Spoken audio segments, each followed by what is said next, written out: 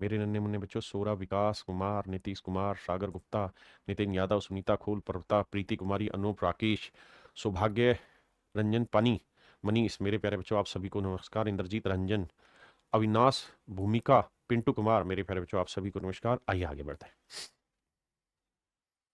आइए मेरे बच्चे, देखिए सवाल में कह रहा है कि डी ई एफ एक ट्रायंगल है, इसकी दो मीडियंस है डी एम और ई एन, दोनों की दोनों मीडियन है। अगर मीडियन है तो इसका मतलब जहां दोनों मीडियन आपस में टकराएगी वो पॉइंट सेंट्रोइड कहलाएगा। बिल्कुल ठीक है। तो कहता है ई एफ की लेंथ है 20 सेंटीमीटर। ई एफ है, एफ तो कहीं है ए बी सी डी, अच्छा ई एफ की लेंथ है 20 सेंटीमीटर, माफ करिए। ये लेंथ है मेरे प्यारे बच्चों 20 सेंटीमीटर, तो ये लेंथ 10 हो जाएगी, ये भी 10 होगी। बिल्कुल ठीक है। ई एन है 12 सेंटीमीटर, तो मेरे प्यारे बच्चों ये लेंथ 12 है। तो एक बात बताना ईमानदारी से, अगर ये 12 है तो आप ये बात तो जानते होंगे कि सेंट्रोइड बना जहाँ दो मीडियन टकराएंगे, और सेंट्रोइड मीडियन को किस रेशियो में बांटता है? 2:1 के रेशियो में। बिल्कुल बांटता है सर। तो 12 को 2:1 में बांटेंगे तो 2 और 1 3, 3 चौक 12, 4 दूनी 8, तो ये लेंथ 8 होगी और ये लेंथ होगी 4। हाँ जी, आपने कहा ठीक है। यानी सर अगर ये पूरी लेंथ 12 होगी, ये पूरी लेंथ 12 होगी ई एन, तो उसमें से ई जी की लेंथ 8 होगी, ई जी की लेंथ 8 होगी और जी एन की लेंथ कितनी होगी? 4। ई एन की लेंथ कितनी थी? 12। तो कहता है डी एम की लेंथ बताइए। तो मेरे प्यारे बच्चों साथ में वो ये भी कह रहा था कि भाई दोनों मीडियन एक दूसरे को राइट एंगल पे इंटरसेक्ट कर रही है, राइट एंगल पे इंटरसेक्ट कर रही है, समकोण पे एक दूसरे को काट रही है। आदर्श शर्मा जी ध्यान दीजिए, अगर ये समकोण पे काट रही है तो इसका मतलब ये एक समकोण त्रिभुज है। थोड़ा बन टेढ़ा रहा है लेकिन समझने की कोशिश करना है, ये एक समकोण त्रिभुज है जिसमें ये वाली साइड है 8, ये वाली साइड है 10। क्या हम ये वाली साइड निकाल सकते हैं? बिल्कुल निकाल सकते हैं सर। कैसे सर? ट्रिपलेट होता है या पाइथागोरस थ्योरम, जिस मर्जी से निकालिए। और अगर ट्रिपलेट होता है तो 6 8 10 होता है, तो ये साइड 6 होगी, यानी ये वाली साइड 6 सेंटीमीटर होगी। और सर हम इस बात को भी जानते हैं कि ये सेंट्रोइड है, और अगर सेंट्रोइड है तो मीडियन को 2:1 के रेशियो में बांटेगा, यानी ये 2 तो ये 1, यानी जितनी ये होगी उसकी डबल ही होगी। तो ये 6 है तो ये लेंथ कितनी होगी? 12। तो टोटल लेंथ कितनी होगी? 12 और 6 18 सेंटीमीटर। तो ऑप्शन सी मेरे प्यारे बच्चों मेरा राइट आंसर है। तो डीएम की जो लेंथ होगी वो 18 सेंटीमीटर होगी। हाँ जी।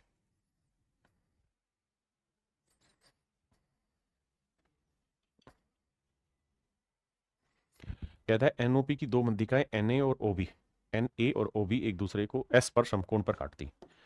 कहता है जहां ये इंटरसेक्ट करती है ना वो समकोण पर करती है, ये राइट एंगल है, ये पॉइंट है एस।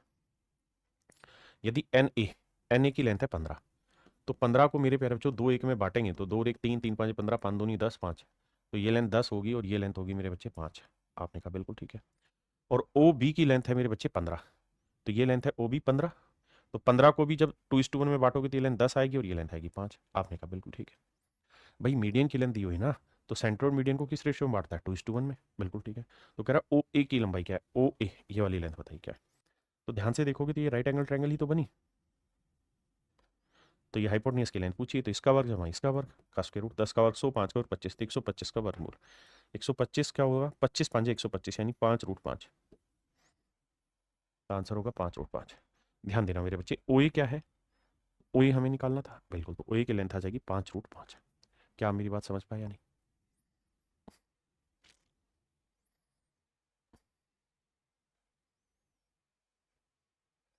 करिए जी।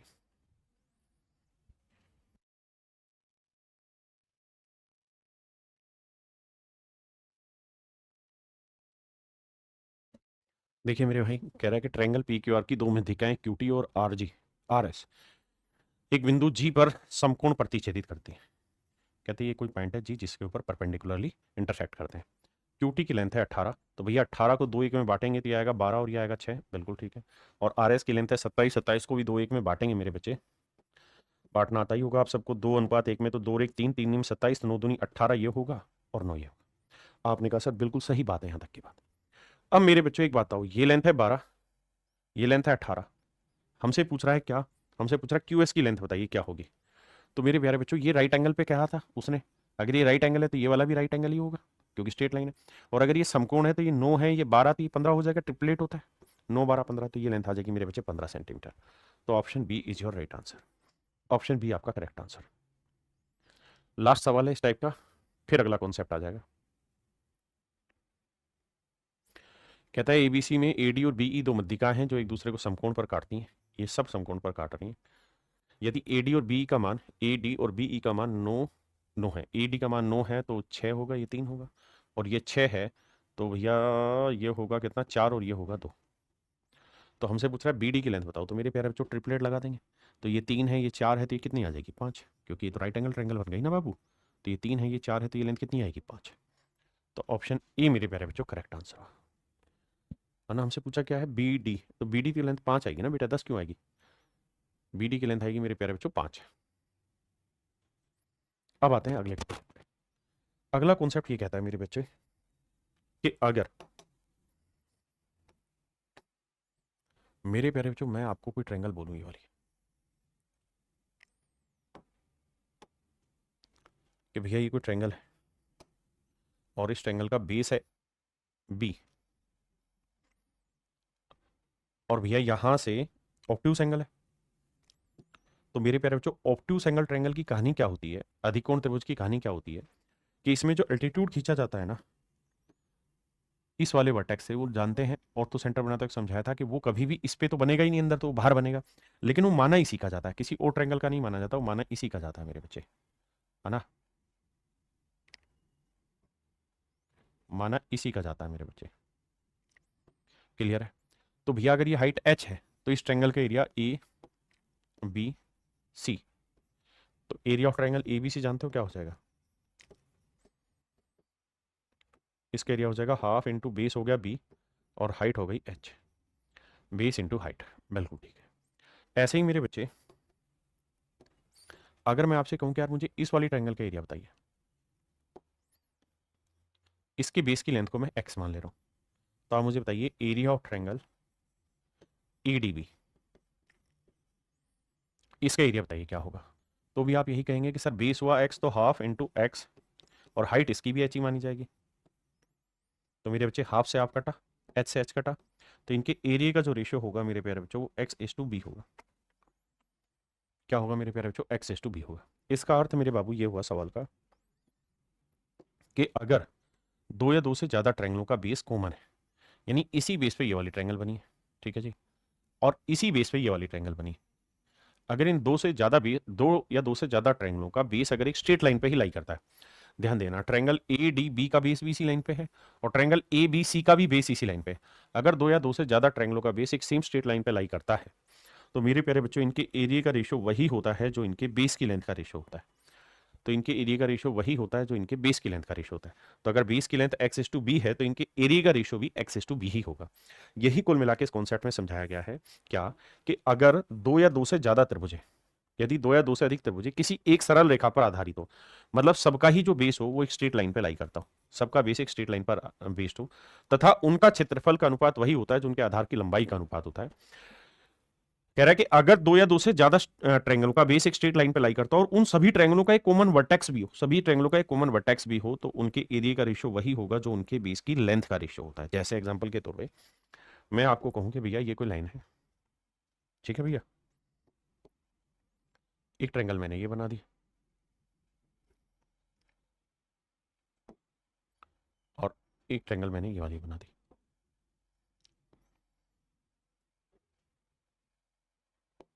दो ट्रायंगल बना दी, इसके बेस की लेंथ ए है और इसके बेस की लेंथ बी है। तो मैं जानना चाहता हूं इन दोनों ही ट्रायंगल के एरिया का रेशियो क्या होगा, इन दोनों ही त्रिभुजों के क्षेत्रफल का अनुपात क्या होगा। तो आप गलती से भी ये मत कह देना a:b होगा, नहीं। क्यों? क्योंकि अगर ध्यान देंगे तो आपको समझ में आएगा कि इसकी हाइट ही अलग वैल्यू होगी, इसकी हाइट डिफरेंट होगी और इसकी हाइट डिफरेंट होगी, और जब हाइट डिफरेंट डिफरेंट होगी तो एरिया सेम बनेगा ही नहीं, एरिया का रेशियो वो होगा ही नहीं जो बेस का। तो फिर से इस डेफिनेशन को लिखवाता हूं, to or more triangle, two or more triangle based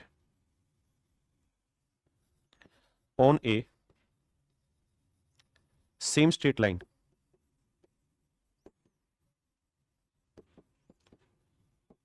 and having a common vertex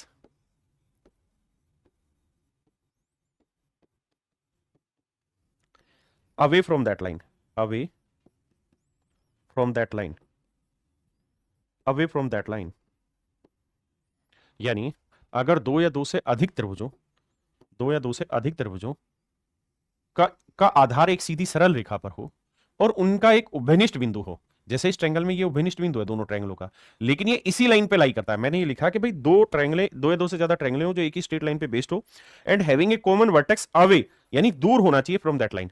इस लाइन से दूर इनका कोई कॉमन वर्टेक्स होगा, उस सिचुएशन में इनके एरिया का रेशियो वही होगा जो इनके बेस की लेंथ का रेशियो होगा। हाँ है ना।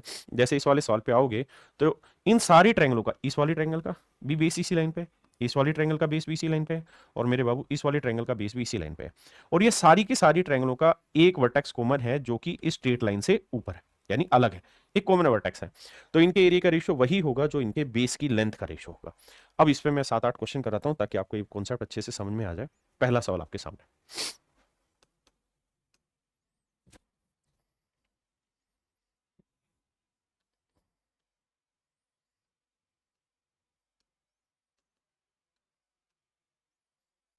सवाल में कह रहा है भैया ये कोई ट्रायंगल है एबीसी, इसमें बीसी के ऊपर कोई बिंदु है पी, तो इस प्रकार से है कि बीपी इज टू पीसी का रेशियो 1:2 है। ये लेंथ 1 है तो ये वाली लेंथ 2 है, और क्यू बिंदु बीपी का मध्य बिंदु है।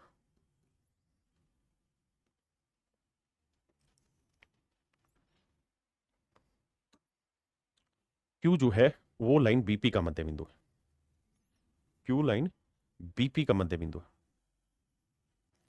यहां कोई बिंदु है क्यू जो भुजा बीपी का मध्य बिंदु है, तो एरिया ऑफ ट्रायंगल, आओ भैया,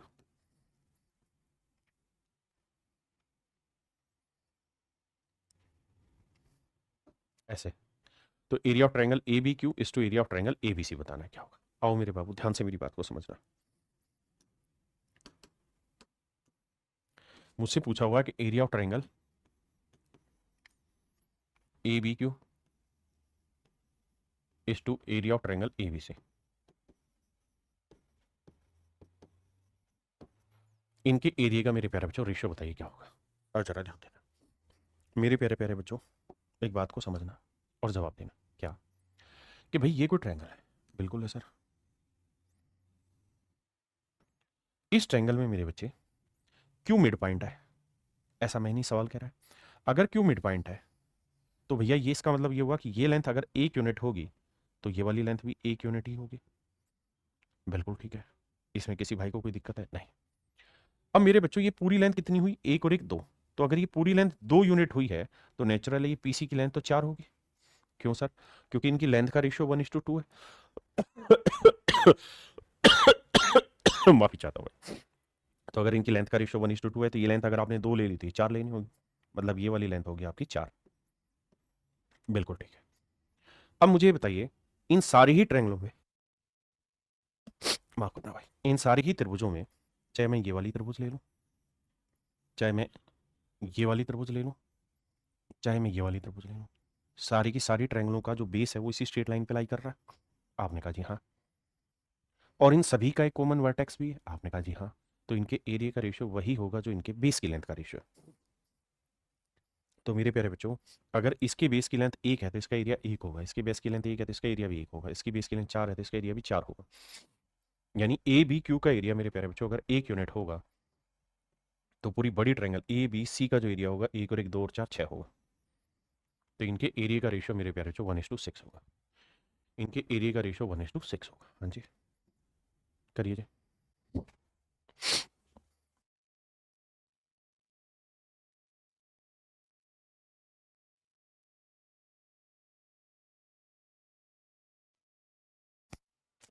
देखिए भाई, सवाल में कह रहा है कि एक ट्रायंगल है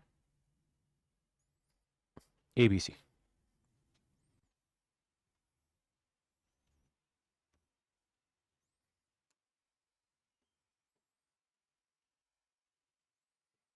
डी बिंदु बी सी पर इस प्रकार स्थित है कि B D is to D C 2:5,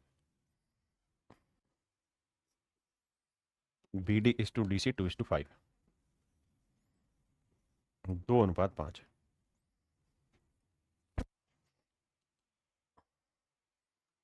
अब मेरे प्यारे बच्चों ध्यान दीजिए, सवाल में कह रहा है triangle A B D is to A D C के एरिया का रेशियो बताइए। तो मेरे प्यारे बच्चों, जो इनके बेस की लेंथ का रेशियो होगा वही इनके एरिया का भी रेशियो होगा, लेकिन इसके लिए दो कंडीशन होनी जरूरी। पहली बात तो ये कि सर दोनों की दोनों जो ट्रायंगलें हैं उनका जो बेस होना चाहिए वो एक स्ट्रेट लाइन पे लाई करना चाहिए, तो देखिए एक स्ट्रेट लाइन पे लाई कर रहा है, बिल्कुल ठीक है। दोनों का एक कॉमन वर्टेक्स भी होना चाहिए, वो भी लाई कर रहा है। तो मेरे प्यारे बच्चों इसका जो रेशियो हुआ 2:5। Option D is your right answer.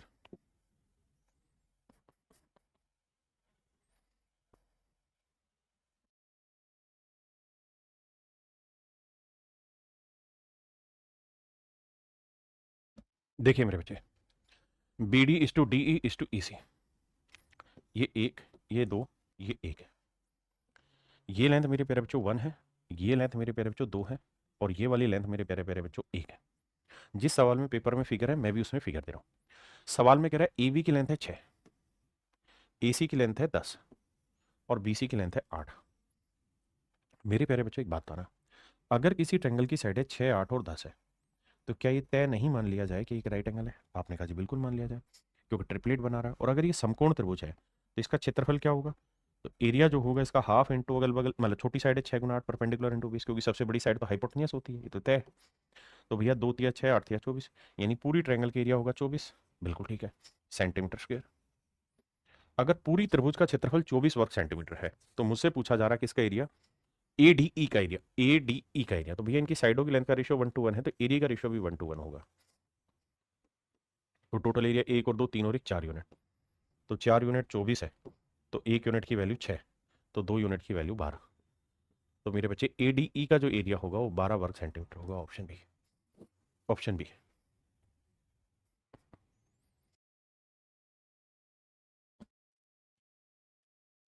देखिए ट्रायंगल एबीसी में डी भुजा बीसी का बीसी को 2:3 में बांटता है। एबीसी का क्षेत्रफल पूरी ट्रायंगल का एरिया दे रखा है, तो एबीडी का बताना। तो भैया ये 2:3 है, तो एरिया का रेशियो भी 2:3 ही होगा। तो पूरी बड़ी ट्रायंगल का एरिया 2 और 3 5 यूनिट बना, तो 5 यूनिट 40 वर्ग सेंटीमीटर है, तो 1 यूनिट की वैल्यू 5 8 40 8 होगा। एबीडी का एरिया पूछा तो 8 दूनी 16, तो ये एरिया हो जाएगा मेरे बच्चे 16 वर्ग सेंटीमीटर। Option B.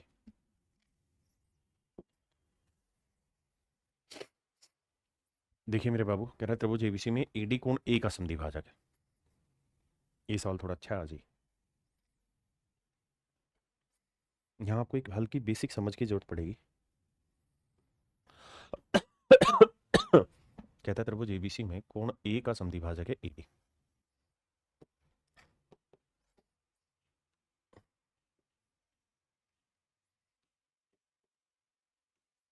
अगर एंगल बाई सेक्टर है, ए बी की लेंथ है 14, ए सी की लेंथ है मेरे भाई 20, बी सी की लेंथ है 12। तो मेरे प्यारे बच्चों एक बात बताना पहले, अगर मैं आपसे ये कहूँ कि मुझे पूरी ट्रायंगल का एरिया बताओ, ए बी सी का एरिया बताओ, तो आप कहेंगे सर भाई 14 20 और 12 तीन साइड है। अगर किसी ट्रायंगल की साइड है 12 14 20 है, 12 14 और 20 है, देखिए भाई त्रिभुज की भुजाएं 12 14 और 20 है, बिल्कुल ठीक है।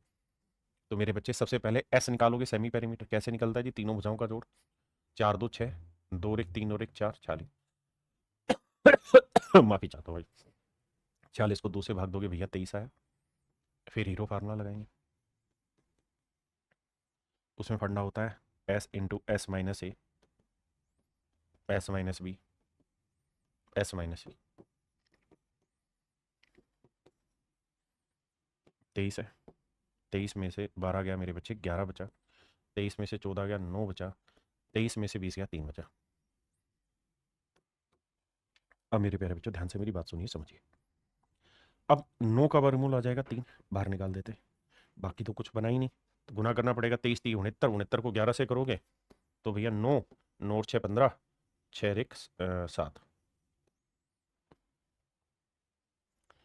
759, 3√759 मेरे बच्चे अंदर वैल्यू आई एरिया की। तो पूरी बड़ी ट्रायंगल का जो एरिया आया वो 3√759, 759। अब मुझे एक बात बताना, अगर ये एंगल वाई सेक्टर है, तो भाई जो रेशियो इस साइड का इस साइड से होगा वही रेशियो इस साइड का इस साइड से होगा, बिल्कुल ठीक है। तो 2 7 14, 2 दही 20, तो अगर ये रेशियो 7:10 है साइडों का, तो इन साइडों की लेंथ का रेशियो भी 7:10 है, बिल्कुल ठीक। और अगर इनके बेस की लेंथ का रेशियो 7:10 है मेरे बच्चे, तो इनके एरिया का रेशियो भी 7 और 10 ही होगा, तो इस ट्रायंगल का एरिया 7 होगा, तो इसका एरिया 10 होगा, बिल्कुल ठीक है। तो टोटल एरिया 7 और 10 17 बना, तो 17 यूनिट रिप्रेजेंट कर रहा है इसे, तो 1 यूनिट की वैल्यू बटे 17। तो मुझसे पूछा क्या जा रहा है, ए बी डी का एरिया बताइए, ए बी डी का एरिया कितना है 7 यूनिट, तो 7 यूनिट की वैल्यू बताओ, तो गुना 7। तो आंसर आएगा 21/17, 21/17 root 769। Option C is your right answer.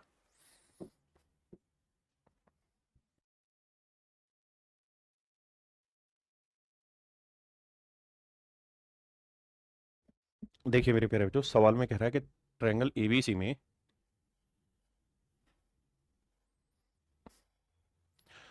कहता है ट्रायंगल एबीसी एंगल ए का कोण समद्विभाजक एडी को, ये कोई त्रिभुज है मेरे प्यारे बच्चों, यहां कह रहा है कि ट्रायंगल एबीसी में भुजा एबीसी में AD is angle bisector. AD जो है वो कोण समद्विभाजक है मेरे प्यारे बच्चों। सेम उसी तर्ज का क्वेश्चन है जो पीछे किया। अगर मेरे प्यारे बच्चों कोण समद्विभाजक है तो ये इस कोण को दो बराबर मतलब अनुपात सेम बांटेगा। अब A B is to AC 3:4 है। अगर ये अनुपात 3:4 है मेरे बच्चे, तो आंख बंद करके कह दो ये रेशियो भी 3:4 ही होना है, क्योंकि एंगल बाइसेक्टर है, तो जो रेशियो इस भुजा का इससे होगा वही रेशियो इसका इससे होगा। अब कह रहा है एबीसी का क्षेत्रफल 350 है, पूरी ट्रायंगल का एरिया 350 है, तो भैया साइडों का रेशियो 3:4 है, तो एडी का भी रेशियो 3:4 होगा। क्यों? क्योंकि दोनों ही ट्रायंगल, ये वाली और ये वाली, एक ही बेस पे मौजूद है और दोनों का कॉमन वर्टेक्स है। तो टोटल एरिया 3 और 4 7, 7 यूनिट रिप्रेजेंट कर रहा है 350 को। 1 यूनिट 50 है, तो कह रहा है त्रिभुज ए डी सी का एरिया बताओ। तो 1 यूनिट 50, तो 4 यूनिट कितना हुआ? 200। तो ऑप्शन बी मेरे प्यारे बच्चों राइट आंसर हो। करिए मेरे बच्चे।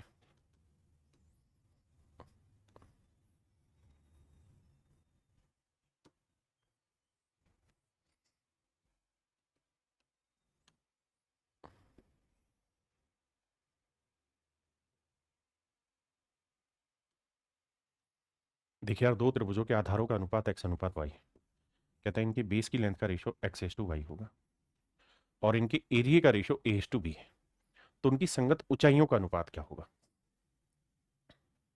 अब मेरे बच्चे इस सवाल में ऐसा कहीं नहीं लिखा हुआ कि दोनों का बेस एक सेम स्ट्रेट लाइन पे लाई कर रहा है ना, या कोई कॉमन वर्टेक्स है। सिंपल एक लाइन लिख रहा है कि the ratio of basis of two triangle is x:y and that of the their area is a:b। यानी हमें यहाँ ये समझना होगा कि जो फिगर हम बनाने की सोच रहे हैं वो एक्चुअल में एग्जिस्ट ही नहीं करती सवाल में।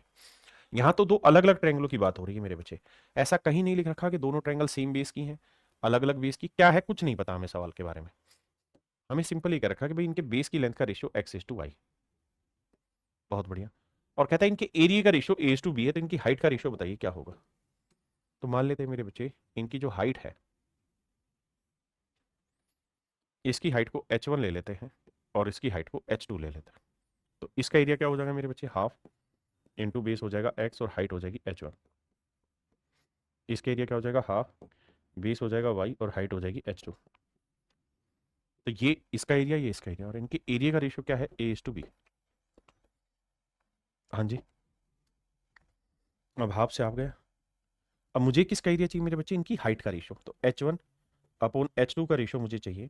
तो y को a से गुना करेंगे तो ay, और x को b से गुना करेंगे तो मेरे प्यारे बच्चों bx। ये सवाल इस टाइप का है ही नहीं, ये सवाल बिल्कुल डिफरेंट है, लेकिन ये बस इसलिए डाला गया ताकि आप ये समझ पाए कि वो कंडीशन होनी जरूरी है कि सारी ट्रायंगल का बेस एक स्ट्रेट लाइन पे लाई करता हो और उनका एक कॉमन वर्टेक्स हो, तभी आप ऐसे कर पाएंगे साक्षी बेटा, नहीं तो नहीं होगा सवाल। करिए।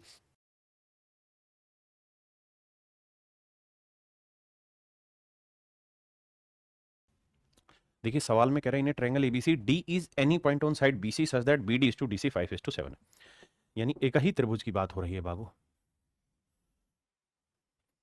कहते हैं ट्रायंगल एबीसी में डी एक ऐसा बिंदु है जिससे इसका रेशियो 5:7 हो रहा है। बहुत बढ़िया जी।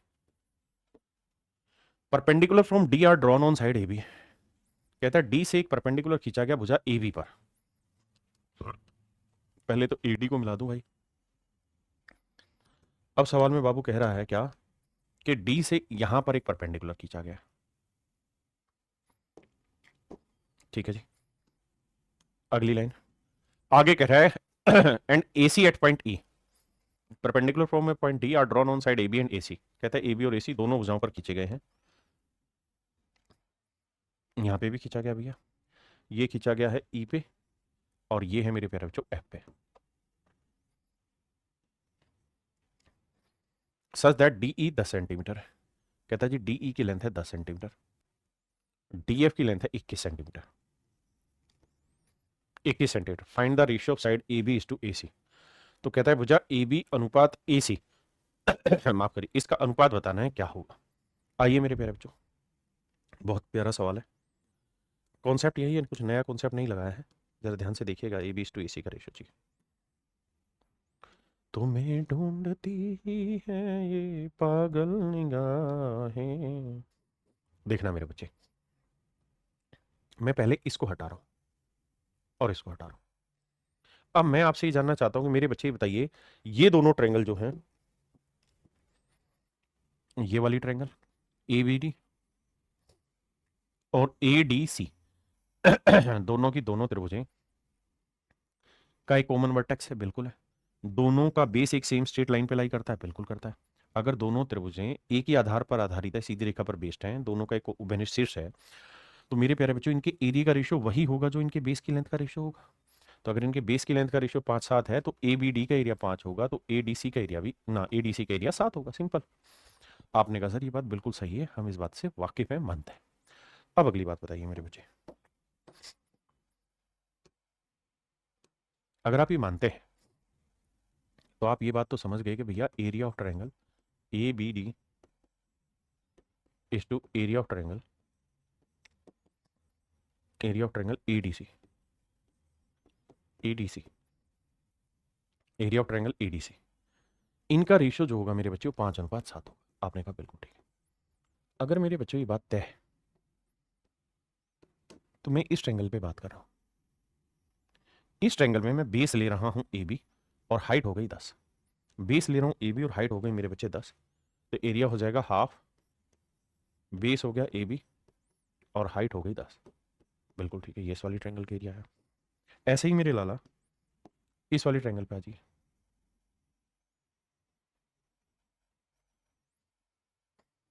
इस वाली ट्रायंगल पे आ जाइए मेरे नन्हे मुन्ने प्यारे बच्चों। हाइट हो गई 21 और बेस हो गया एसी, हाइट हो गई 21 और बेस हो गया एसी, हाइट हो गई 21 और बेस हो गया एसी, तो हाफ, बेस हो गया एसी और हाइट हो गई 21। बिल्कुल ठीक है।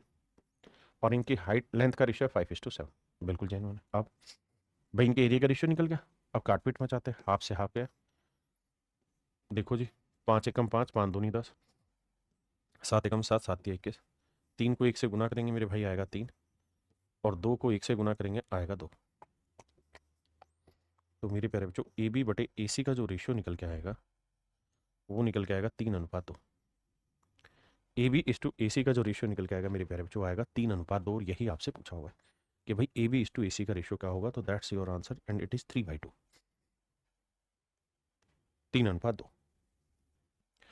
आइए मेरे प्यारे बच्चों, सवाल में कह रहा है त्रिभुज एबीसी में डी भुजा ए बी पर एक बिंदु है। ये बना लेते हैं मेरे प्यारे बच्चों एक ट्रायंगल एबीसी। मैं क्या करता हूं, ए यहां लेता हूं इस बार, ए बी सी। कारण क्या है कि यहां कोई बिंदु है डी, और अगर यहां डी बिंदु है मेरे बच्चे, तो यहां सवाल में कह रहा है कि भैया इसको इससे मिला दो, तो ए बी पर एक बिंदु डी हो गया। अब कह रहा है ई सी डी पर, यहां कोई पॉइंट है ई, ये सी डी के ऊपर कोई पॉइंट है, इस प्रकार से है कि A D E, A D E ये वाली triangle, A D E, A E C, A E C और B D E, B D E, इन तीनों के एरियाज के बारे में स्पेसिफिकेशन दी हुई है। अब मेरे प्यारे बच्चों हमें सिर्फ ये देखना है कि इस वाली दोनों ट्रायंगल में ये कॉमन वर्टेक्स है, इसी वर्टेक्स से ये वाली ट्रायंगल बन रही है, और इसी वर्टेक्स से ये वाली ट्रायंगल बन रही है, और दोनों ही ट्रायंगलों का बेस एक ही स्ट्रेट लाइन पे लाई कर रहा है। तो मेरे प्यारे बच्चों इनके बेस की लेंथ का जो रेशियो होगा वही इनके एरिया का रेशियो होगा, या जो इनके एरिया का होगा वही इनकी बेस की लेंथ का रेशियो होगा। आपने कहा जी ठीक है। अगर मेरे बच्चे ये बात सही है, तो ए डी ई का एरिया है 15, ये एरिया है 15, और बी डी ई का जो ना ए ई सी का एरिया रखा है 36, और भैया बी डी ई का जो एरिया है वो 9। तो मेरे प्यारे बच्चों ये बताना कि इनके एरिया का रेशियो क्या है, 15:9। तो निकालोगे तो 3 तिया 9, 3 5 15, यानी इनके एरिया की लेंथ का रेशियो 5:3 है। आपने कहा बिल्कुल ठीक है। तो अगर इनके एरिया की लेंथ का रेशियो मेरे प्यारे बच्चों 5:3 है, तो इनके बेस की साइड की लेंथ का रेशियो भी 5:3 होगा। बिल्कुल ठीक है। इसका मतलब क्या ये नहीं बना कि भाई इस पूरी बड़ी ट्रायंगल का एरिया अगर 5 होगा, तो इसी कॉमन वर्टेक्स से इस वाली ट्रायंगल का एरिया कितना हो जाएगा 3। भाई इनका एरिया और इनके एरिया का रेशियो भी तो 5:3 होगा।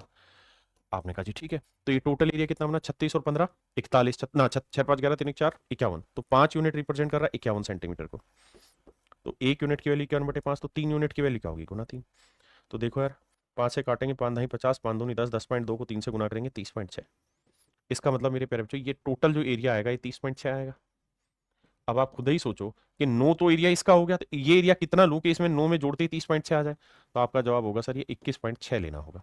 9 में 21.6 जोड़ेंगे 30.6 आ जाएगा, यानी ऑप्शन ए मेरा एब्सोल्युटली राइट आंसर। मेरे प्यारे बच्चों ऑप्शन ए मेरा करेक्ट आंसर है, हाँ है ना।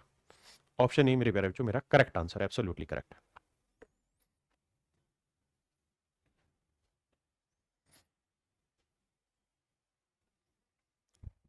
अब मेरे प्यारे बच्चों सेम ही कॉन्सेप्ट एक नया तैयार कर रहे हैं। कॉन्सेप्ट क्या, कि अगर मान लीजिए ये कोई ट्रायंगल है और अगर मैं यहां से सामने वाली लाइन पे मिड पॉइंट को मिला दूं, इसी वर्टेक्स से सामने वाली साइड के मिड पॉइंट को मिला दूं, तो ये लाइन क्या कहलाएगी, मीडियन। हिंदी में बोले तो मध्यका कहलाएगी। आपने कहा जी ठीक है, मध्यका कहलाएगी। तो मेरे प्यारे बच्चों मीडियन होती ही है क्या, जो वर्टेक्स से सामने वाली साइड के मिड पॉइंट को मिला है, बिल्कुल ठीक है। और अगर ऐसा है और ये मिड पॉइंट है तो ये लेंथ 1 होगी, तो मेरे प्यारे बच्चों ये लेंथ भी क्या होगी, 1, बिल्कुल ठीक है।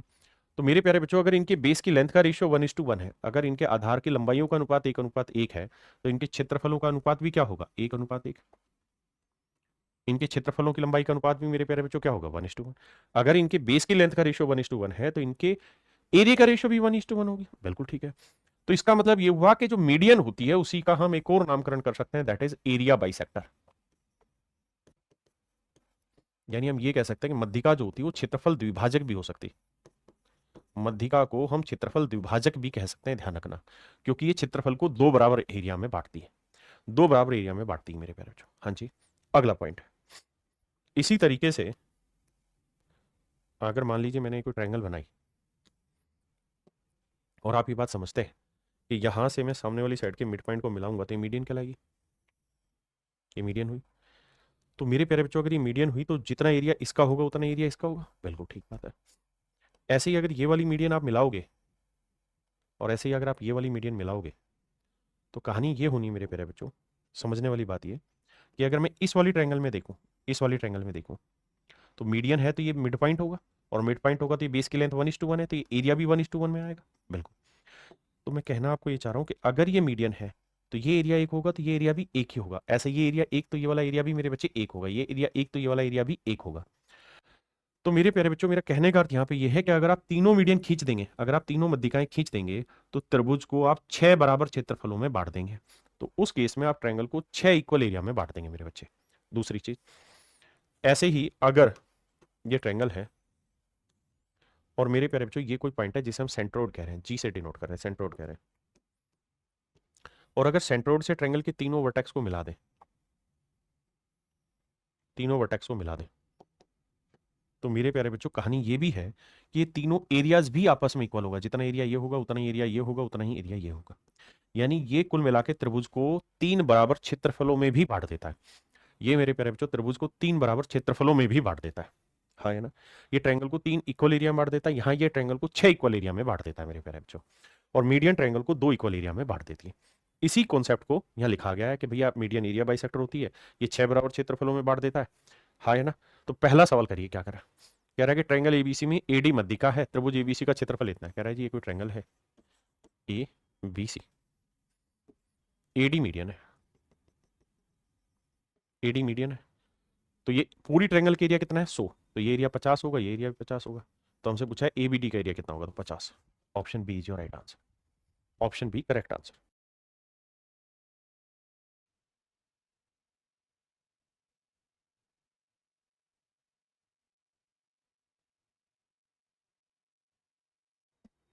आइए मेरे प्यारे बच्चों, सवाल में कह रहा है ट्रायंगल एबीसी में एडी माध्यिका है, ये त्रिभुज है जिसमें एडीसी एक माध्यिका है।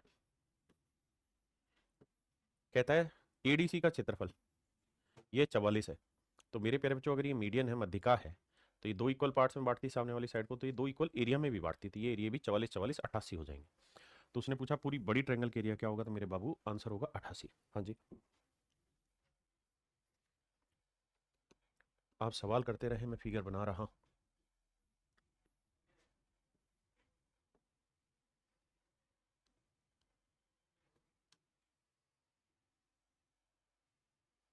देखिए यार, ये वो ट्रायंगल है एबीसी, एडी मध्यिका है मेरे प्यारे बच्चों। एडीसी, एबीडी और एबीसी के क्षेत्रफल का अनुपात ज्ञात करिए। तो मेरे बाबू ये बात जानते हैं आप कि मीडियन है तो ये रेशियो एक, ये एरिया एक होगा तो ये वाला एरिया भी एक होगा। तो यानी ए डी सी पहले लिखा तो उसका एरिया एक, फिर ए बी डी उसका एरिया भी एक, और फिर पूरी बड़ी ट्रायंगल ए बी सी, तो ए बी सी का एरिया हो जाएगा एक और एक का जोड़ दो। तो मेरे प्यारे बच्चों option B is your right answer. Option B आपका करेक्ट आंसर।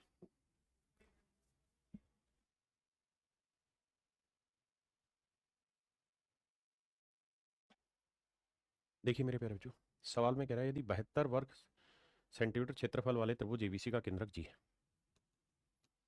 कहता है ये कोई ट्रायंगल है ए बी सी, इसका सेंट्रोइड है जी। ठीक है जी। कहता है A D B E C F इसकी तीन मध्यिकाएं, A D B E C F इसकी तीन मध्यिकाएं।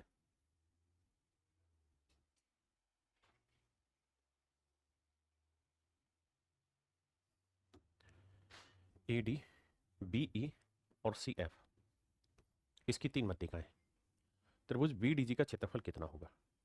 देखिए मेरे प्यारे बच्चों, पूरी ट्रायंगल के एरिया 72 है। अब आप ये बात तो जानते हैं कि ये तीनों मीडियन खींचोगे तो तीन बराबर हिस्सों में ना, 6 बराबर हिस्सों में पूरी ट्रायंगल के एरिया बटेगा। तो 72 को 6 से भाग दोगे तो ये आएगा 12। तो इसका मतलब ये एरिया 12 होगा, ये एरिया भी 12 होगा, ये एरिया भी 12, ये भी 12, ये भी 12, ये भी 12। अब हमसे पूछ रहा है बी डी जी, हमसे क्या पूछ रहा है मेरे प्यारे बच्चों, B D G, B D G. कहता है जी इस वाली ट्रायंगल के एरिया बताइए। तो मेरे प्यारे बच्चों इस वाली ट्रायंगल का एरिया कितना आएगा, 12। इस वाली ट्रायंगल का एरिया आएगा मेरे प्यारे बच्चों कितना, 12 वर्ग सेंटीमीटर।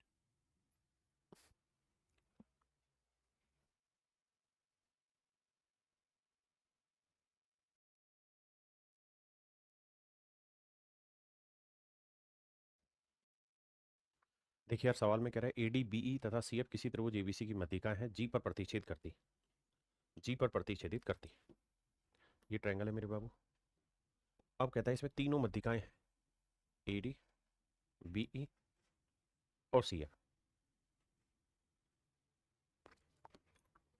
ए बी सी, बी डी, ना, ए डी बी ई और सी एफ। और कहता है तीनों मीडियन एक दूसरे को जी पर काटती है। बहुत बढ़िया। ए बी सी का क्षेत्रफल 60 है। तो मेरे प्यारे बच्चों 60 को 6 बराबर हिस्सों में बांटोगे तो हर एक के एरिया 10 है। तो ये एरिया 10 10 10 10। बार बार ये इसलिए करा रहे हैं ताकि उस कॉन्सेप्ट को आप समझ पाओ। तो कहता है B D G, B D G ये वाला एरिया, जमा B G F, B G F ये वाला, इन दोनों के एरिया का जोड़ बताइए क्या होगा। तो ये एरिया हो जाएगा 10 और 10 मेरे प्यारे बच्चों 20। Option D is your right answer. क्या हो जाएगा मेरे बच्चे, 20। सवाल में कह रहा है कि किसी समद्विबाहु त्रिभुज की असमान भुजा की लंबाई 2 सेंटीमीटर है। यानी मेरे प्यारे बच्चों अगर ये दोनों साइडें आपस में बराबर हैं तो ये तीसरी साइड की लेंथ है 2 सेंटीमीटर, ऐसा सवाल कह रहा है। अब कहता है समान भुजाओं पर खींची गई मध्यिका एक दूसरे पे लंबवत है। कहता है भैया यहां से जो सेम साइड है, इक्वल साइड है, उन पे आप मीडियन खींचोगे, उन पे जब आप मीडियन खींचोगे तो कहता है कि ये 90 डिग्री पे काटती है। Let's say this point is जी, ये मिड पॉइंट पे काटती है। अब मेरे प्यारे बच्चों एक बात को समझना है, समद्विबाहु त्रिभुज का क्षेत्रफल ज्ञात करना है, क्या होगा मेरे प्यारे बच्चों। आपका सवाल ये है कि भाई समद्विबाहु त्रिभुज का क्षेत्रफल ज्ञात कीजिए, क्या होगा। देखिए यार, सबसे पहली चीज समझने की यहाँ पर बात यह है कि सवाल ने कहा कि ये आइसोसेलेस ट्रायंगल है, समद्विबाहु त्रिभुज है। अगर मेरे प्यारे बच्चों ये दोनों भुजाएं आपस में बराबर है, अगर ये दोनों ही भुजाएं आपस में बराबर है, तो यहां से जो मीडियन की लेंथ खींचोगे ना और यहां से जो मीडियन की लेंथ खींचोगे ये भी हर हाल में बराबर होगी। इसे आप बदल नहीं सकते। फिर से अपनी बात समझाता हूँ। अगर दो साइडें ही आपस में बराबर है, ये दो साइडें आपस में बराबर है, तो इन तीसरी साइड यानी इन दोनों साइड के वर्टेक्सिस वाले वर्टेक्स से जो ये मीडियन खींचोगे ना, ये भी मेरे प्यारे बच्चों हर हाल में बराबर आएगी। बिल्कुल ठीक है। और अगर ऐसा है कि ये बराबर है तो इसका मतलब ये लेंथ अगर एक्स होगी ना, ध्यान देना मैं क्या कह रहा हूँ, मैं कह रहा हूँ कि जितनी लेंथ इस वाली मीडियन की होगी, यानी यहां से यहां तक की मीडियन की लेंथ अगर 10 है तो यहां से यहां तक की मीडियन की लेंथ भी 10 होगी। बिल्कुल ठीक है। ये सेंट्रोइड है तो सेंट्रोइड मीडियन को 2:1 के रेशियो में बांटता है, 2:1 के रेशियो में बांटता है। तो भैया जब दोनों ही मीडियन की लेंथ बराबर और 2:1 में बटेगा तो ये टुकड़ा और ये टुकड़ा भी तो बराबर होगा। अगर ये टुकड़ा x है तो ये टुकड़ा भी x होगा। बिल्कुल ठीक है। तो मेरे प्यारे बच्चों इस वाली ट्रायंगल में पाइथागोरस थ्योरम लगा देता हूं मैं, इस वाली में इसका वर्ग जमा इसका वर्ग बराबर होगा हाइपोटेन्यूज के वर्ग के। आपने कहा जी ओके रिपोर्ट है। तो x square plus x square बराबर 2 का वर्ग 4, ये आया मेरे प्यारे बच्चों 2x² बराबर 4। तो x² की वैल्यू आएगी काट पीट के 2। आपने कहा ठीक है सर, हम इतनी बात से सहमत हैं। और मेरे प्यारे बच्चों मैं आपसे कहूँ कि यार इस वाली ट्रायंगल का एरिया बताइए क्या होगा, तो आप कहेंगे साहब इस वाली ट्रायंगल का एरिया होगा हाफ इंटू बेस हुआ x और हाइट भी हुई x। भाई half into base into height, आपने कहा जी ओके रिपोर्ट है।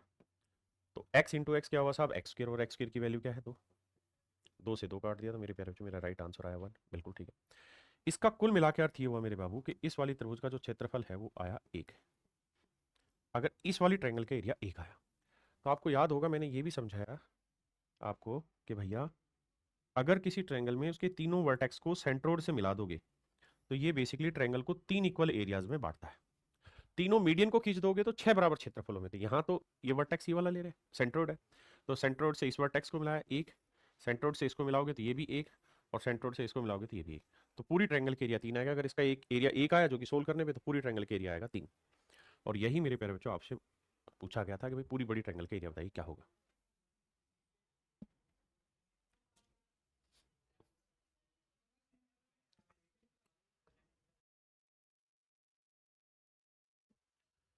देखिए सवाल में कह रहा है एक त्रिभुज एबीसी है जिसकी मध्यिकाएं सी डी और बी ई एक दूसरे को ओ पर काटती। ये कोई ट्रायंगल है मेरे प्यारे बच्चों एबीसी। सवाल में कह रहा है जिसकी मध्यिकाएं हैं सी डी और बी ई।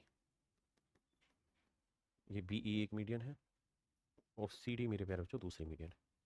दोनों मध्यिकाएं एक दूसरे को ओ पर काटती। तो क्षेत्रफल ओ डी ई का क्षेत्रफल ए बी सी से बताना है क्या अनुपात होगा। ओ डी ई का ए बी सी से क्षेत्रफल बताना है क्या होगा। आइए मेरे बच्चे यहाँ से बढ़िया कॉन्सेप्ट सीखने को आपको मिलेगा। आइए,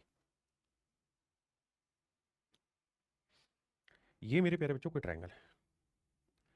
अगर ये ट्रायंगल है और यहाँ से मैं सामने वाली साइड पे मीडियन खींच दूँ, देखिए छोटे छोटे कॉन्सेप्ट कई सारे सीखने को मिलेंगे। और यहाँ से मेरे प्यारे बच्चों मैं एक मीडियन खींच दूँ,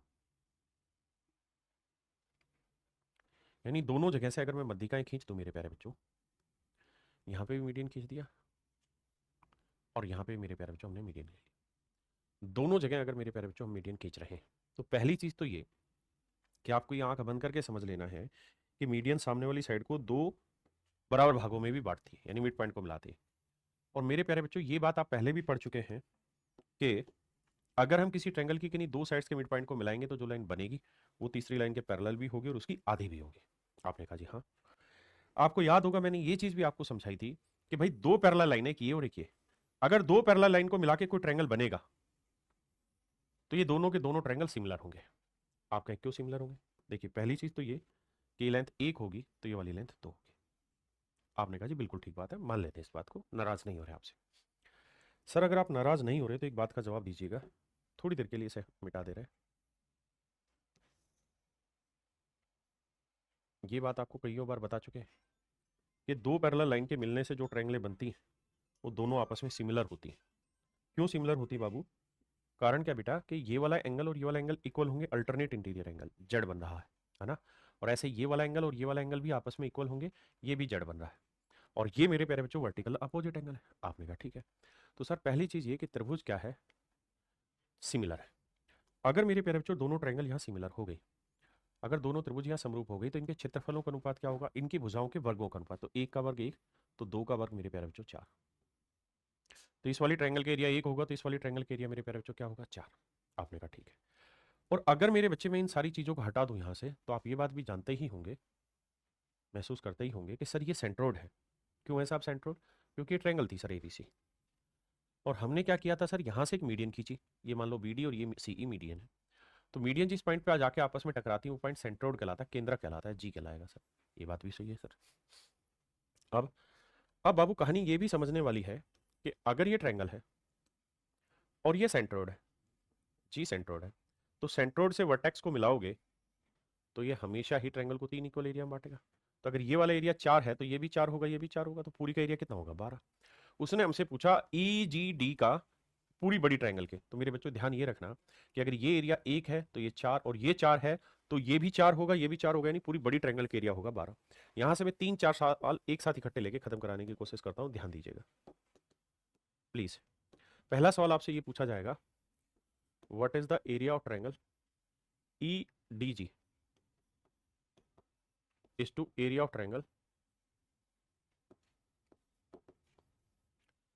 बीजीसी,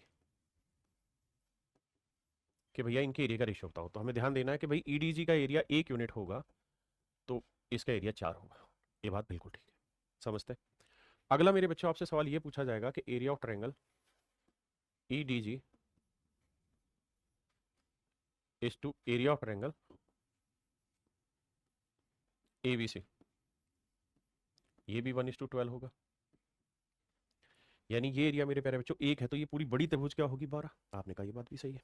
अगला, अब मेरे प्यारे बच्चों एक बात और समझिए, अगला point, area of triangle EDG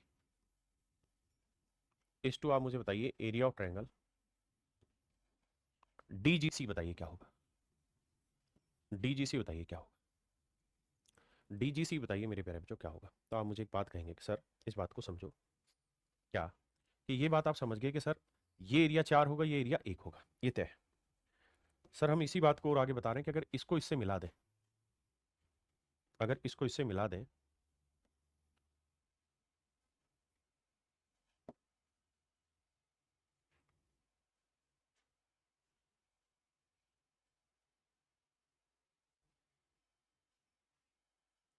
ध्यान देना मेरी बात, तो मेरे प्यारे बच्चों आप ये बात तो समझते हैं कि ये एरिया 4 आया तो ये वाला एरिया भी 4 आएगा, ये वाला एरिया भी 4 आएगा।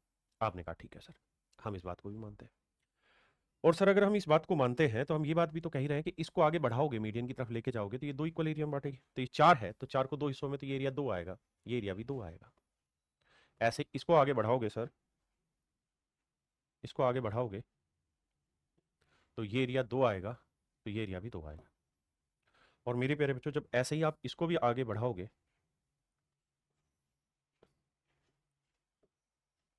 इसको आगे बढ़ाओगे मेरे बच्चे,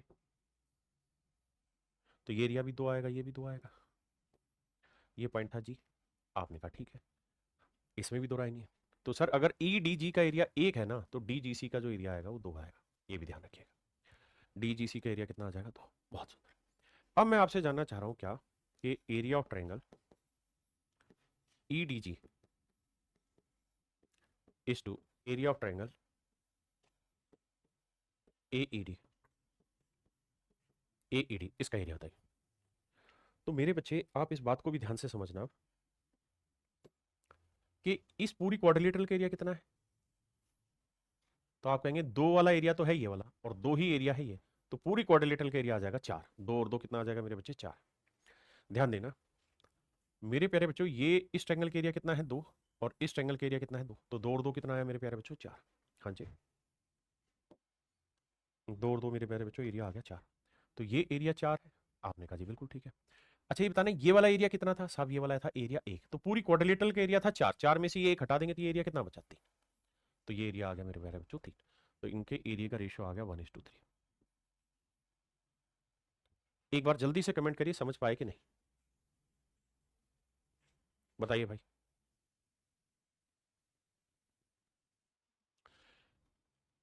क्लियर है मेरे प्यारे बच्चों। अब हम आगे बढ़ते हैं और मुझे उम्मीद है कि अब बातें समझ में आई होंगी। तो अब ये वाला सवाल जो पीछे था ये भी मेरे बच्चे इसी तरीके पे है। अगले वाला देखेंगे तो ये चित्र में जी त्रिभुज एबीसी का केंद्रक है, त्रिभुज जी ई डी का क्षेत्रफल 4 है। कहता है जी ई डी का एरिया 4 है मेरे बच्चे। तो कहता है त्रिभुज एबीसी का एरिया बताओ क्या होगा, ए बी सी का एरिया बताओ। तो आपने पीछे यहाँ देखा था कि भैया ई डी जी का ए बी सी से एरिया क्या था, अगर इसका एरिया 1 है तो पूरी बड़ी ट्रायंगल का एरिया क्या होगा 12। तो अगर इसका एरिया ई जी डी का एरिया 1 होगा तो ट्रायंगल ए बी सी का एरिया क्या होगा, ये होगा मेरे प्यारे बच्चों 1:12। तो 1 यूनिट रिप्रेजेंट कर रहा है 4 को, तो 12 यूनिट 12 चौक 48 को, तो पूरी बड़ी ट्रायंगल का एरिया होगा 48। हाँ जी आइए, सवाल में कह रहा है कि त्रिभुज एबीसी में एडी मध्यिका है। एबीसी में मेरे प्यारे बच्चों एडी मध्यिका है, एडी मध्यिका है, ठीक है जी। ई एडी का मध्य बिंदु है। ई एक ऐसा पॉइंट है मेरे प्यारे बच्चों जो ई एडी का मध्य बिंदु है। त्रिभुज एबीसी का क्षेत्रफल 84 वर्ग सेंटीमीटर, तो बी ईडी का एरिया बताइए। देखिए यार मेरे प्यारे बच्चों डी जो एडी जो है वो मीडियन है। आपने कहा जी बिल्कुल ठीक है। अगर मेरे प्यारे बच्चों डी मीडियन है यानी AD मध्यिका है तो ये तो तय है कि मीडियन को ही हम एरिया बाइसेक्टर कहते हैं, ये ट्रायंगल को दो इक्वल एरिया में बांटेगी। तो पूरी ट्रायंगल के एरिया अगर 84 है तो काटोगे आधा आधा तो ये एरिया 42 आएगा मेरे प्यारे बच्चों, ये वाला एरिया 42 आएगा। आपने कहा ठीक है, हम मान लेते हैं सर इस बात को। अब आगे वो ये कह रहा है अगले सेक्शन में, कह रहा है कि भैया ई जो है वो एडी का मध्य बिंदु है और आपको बताना है बी ईडी का एरिया।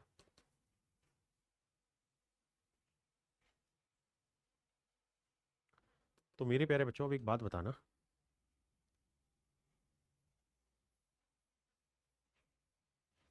अगर इसको मैं हटा लूं थोड़ी देर के लिए, ना दिखाऊं आपको कि यहाँ कुछ है, तो सिर्फ इतनी बात पे फोकस करिएगा, यहां से मैं सामने वाली साइड के मिड पॉइंट को मिला दूं तो कोई दिक्कत है आपको? आप कहें कोई दिक्कत नहीं, पूरा एरिया 42 था। ये मिड पॉइंट दे रखा है, मैं नहीं कह रहा हूं ई मिड पॉइंट है, ऐसा सवाल ने दिया हुआ है। अगर मेरे प्यारे बच्चों ई मिड पॉइंट है और ये सवाल ने दिया हुआ है तो ये ट्रायंगल को दो इक्वल एरिया में बांटेगा, बिल्कुल बांटेगा। तो 42 को दो बराबर हिस्सों में बांटेगा तो ये एरिया कितना आएगा? 21। और ये एरिया भी क्या आएगा? 21। और आपसे यही पूछा हुआ है बीईडी का एरिया बताइए, बीईडी का एरिया बताइए, यही मेरे प्यारे बच्चों आपसे पूछा हुआ था। तो आंसर होगा 21, आंसर होगा 21। देखिए ज्योमेट्री बहुत टफ है, लेकिन अगर आप इंटरेस्ट ले लेंगे तो बहुत मजा आएगा पढ़ने में। राज यादव भाई, शुरुआत से पढ़ोगे तो पल्ले पड़ेगी, बीच बीच में आके जुड़ोगे नहीं आएगा पल्ले।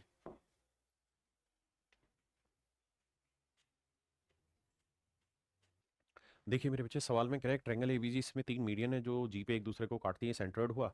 एबीसी का एरिया 288 है तो बीजीसी का बताना है क्या होगा। ये कोई ट्रायंगल है, कह रहा है बीजीसी का एरिया बताना है क्या होगा, बीजीसी का एरिया क्या होगा।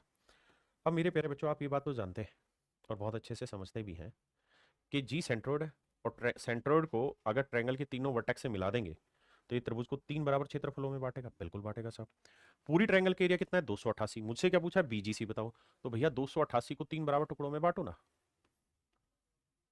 तीन से काटोगे, तीन नीम 27, तीन छिंग 18, तो ये आएगा मेरे प्यारे बच्चों 96। तो बीजीसी का एरिया जो आएगा मेरे प्यारे बच्चों क्या आएगा? 96 वर्ग centimetre, option B.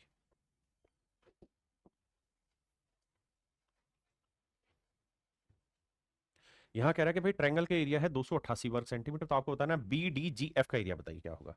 B D G F, B D G F, मेरे प्यारे बच्चों इस वाले पोर्शन का एरिया पूछा है, बी डी जी एफ। अब आप एक बात जानते हैं कि भाई पूरी ट्रायंगल का एरिया अगर 6 है तो ये एरिया एक होगा, ये भी एक होगा, ये भी एक होगा, ये भी एक होगा, ये भी एक होगा, ये भी एक होगा, बिल्कुल। तो हम ये बात मोटी मोटी समझ सकते हैं कि पूरी ट्रायंगल एबीसी का एरिया और ट्रायंगल और क्वाड्रिलेटरल बीडीजीएफ का एरिया, बीडीजीएफ का एरिया एक और एक दो है तो पूरी ट्रायंगल का एरिया कितना हो जाएगा मेरे प्यारे बच्चों? 6। एक और एक दो और एक तीन चार पाँच 6। तो अगर रेशियो ले लेंगे तो ये आएगा 3:1, बिल्कुल सही है। तो पूरी ट्रायंगल एबीसी का एरिया 3 यूनिट नहीं दे रखा है, 288 वर्ग सेंटीमीटर, तो एक यूनिट की वैल्यू आएगी 96। और यही आपसे पूछा हुआ है कि एक यूनिट की वैल्यू क्या है? 96, यानी ये वाला एरिया पूछा हुआ है, तो ये आ जाएगा मेरे प्यारे बच्चों 96। हाँ है ना? तो ये वाला एरिया भी मेरे प्यारे बच्चों आपका 96 ही आएगा, 96 ही आ जाएगा, कोई दिक्कत नहीं। अगला सवाल भी थोड़ा अलग है। सवाल में कह रहा है कि भाई एक ट्रायंगल है एबीसी जिसमें AD B F B E C F मध्यिकाएं हैं और त्रिभुज की भुजाएं दे रखी ए बी बी सी सी ए 20 16 और 24, 20 16 और 24। मेरे प्यारे बच्चों एक बात बताइए, सवाल ने एक ट्रायंगल दे रखी है एबीसी, आपने कहा जी ओके रिपोर्ट है, A B C, A B 20 है, बी सी 16 है और सी ए 24, 20 16 24, 20 16 24। क्लियर है मेरे प्यारे बच्चों? हाँ। अब अगली बात सर ये है सरकार कि सवाल में कह रहा है कि भैया हमने तीन मध्यिकाएं खींची, लेकिन मैं कह रहा हूं मध्यिकाओं से पहले आप ये बताओ ट्रायंगल के एरिया क्या होगा। तो आप कहेंगे साहब एरिया निकालने के लिए पहले एस निकालना होगा, एस का मतलब होता है सारी भुजाओं का जोड़, यानी 20 जमा 16 जमा 24 और बटे करिए साहब 2। तो 24 और 16 कितना हुआ? 40, 40 और 20 60, 60 का आधा कितना हुआ मेरे प्यारे बच्चों? 30। अब एरिया क्या होगा मेरे प्यारे बच्चों? एस, एस माइनस, मतलब फार्मूला तो पता ही, लिखवाने की जरूरत ही नहीं है। तो एस है 30, 30 में 20 गया 10, 30 में 16 गया 14 और 30 में 14 24 गया 6। अब देखिए जीरो और जीरो निकालेंगे बाहर तो भैया 10 आ जाएगा, यहाँ बचा 3, 14 को 2 गुना 7 लिख लेते हैं और 6 को 2 गुना 3 लिख देते हैं, तो 3 और 3 बाहर आ गया, 2 और 2 बाहर आ गया, अंडर रूट में 7 बचा। 3 दूनी 6 दाई 60, तो एरिया आया मेरे प्यारे बच्चों 60√7। पूरी ट्रायंगल ABC का जो एरिया है मेरे प्यारे बच्चों वो आया 60√7। क्या है मेरे बच्चे 60√7। ट्रायंगल ABC का एरिया आया 60√7। कह रहा जी BDG का एरिया बताइए।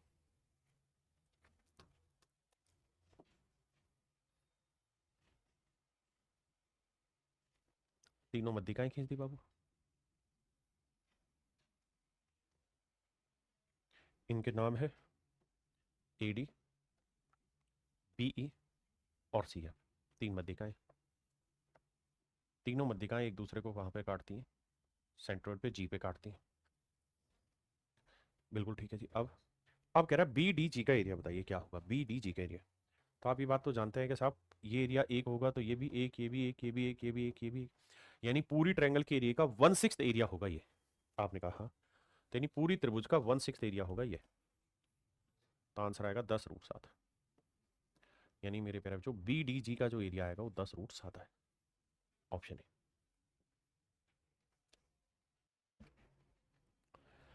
अब मेरे प्यारे बच्चों मैं आपसे डिस्कस करने जा रहा हूं मास पॉइंट ज्योमेट्री थ्योरम। देखिए यार, इसका डायरेक्ट कोई सवाल पेपर में नहीं पूछा जाता, लेकिन इसे इनडायरेक्ट सवाल पूछा जाता है। मास पॉइंट ज्योमेट्री थ्योरम कहती क्या है उस बात को समझते हैं। बहुत सरल भाषा में कम शब्दों में समझाने की कोशिश करूंगा, ध्यान दीजिए। मेरे प्यारे बच्चों एक बात बताना, आप सब ने तराजू देखी थी जब आप छोटे थे, तो गांव देहात में आपने तराजू देखी होंगी कि नहीं देखी बे, बोलो। आप कहे सर देख ही रहे, हमको तराजू तो पता है। तराजू देखी थी सर, बिल्कुल देखी थी सर तराजू। तो जब आपने तराजू देखी थी तब आपने ये ध्यान दिया होगा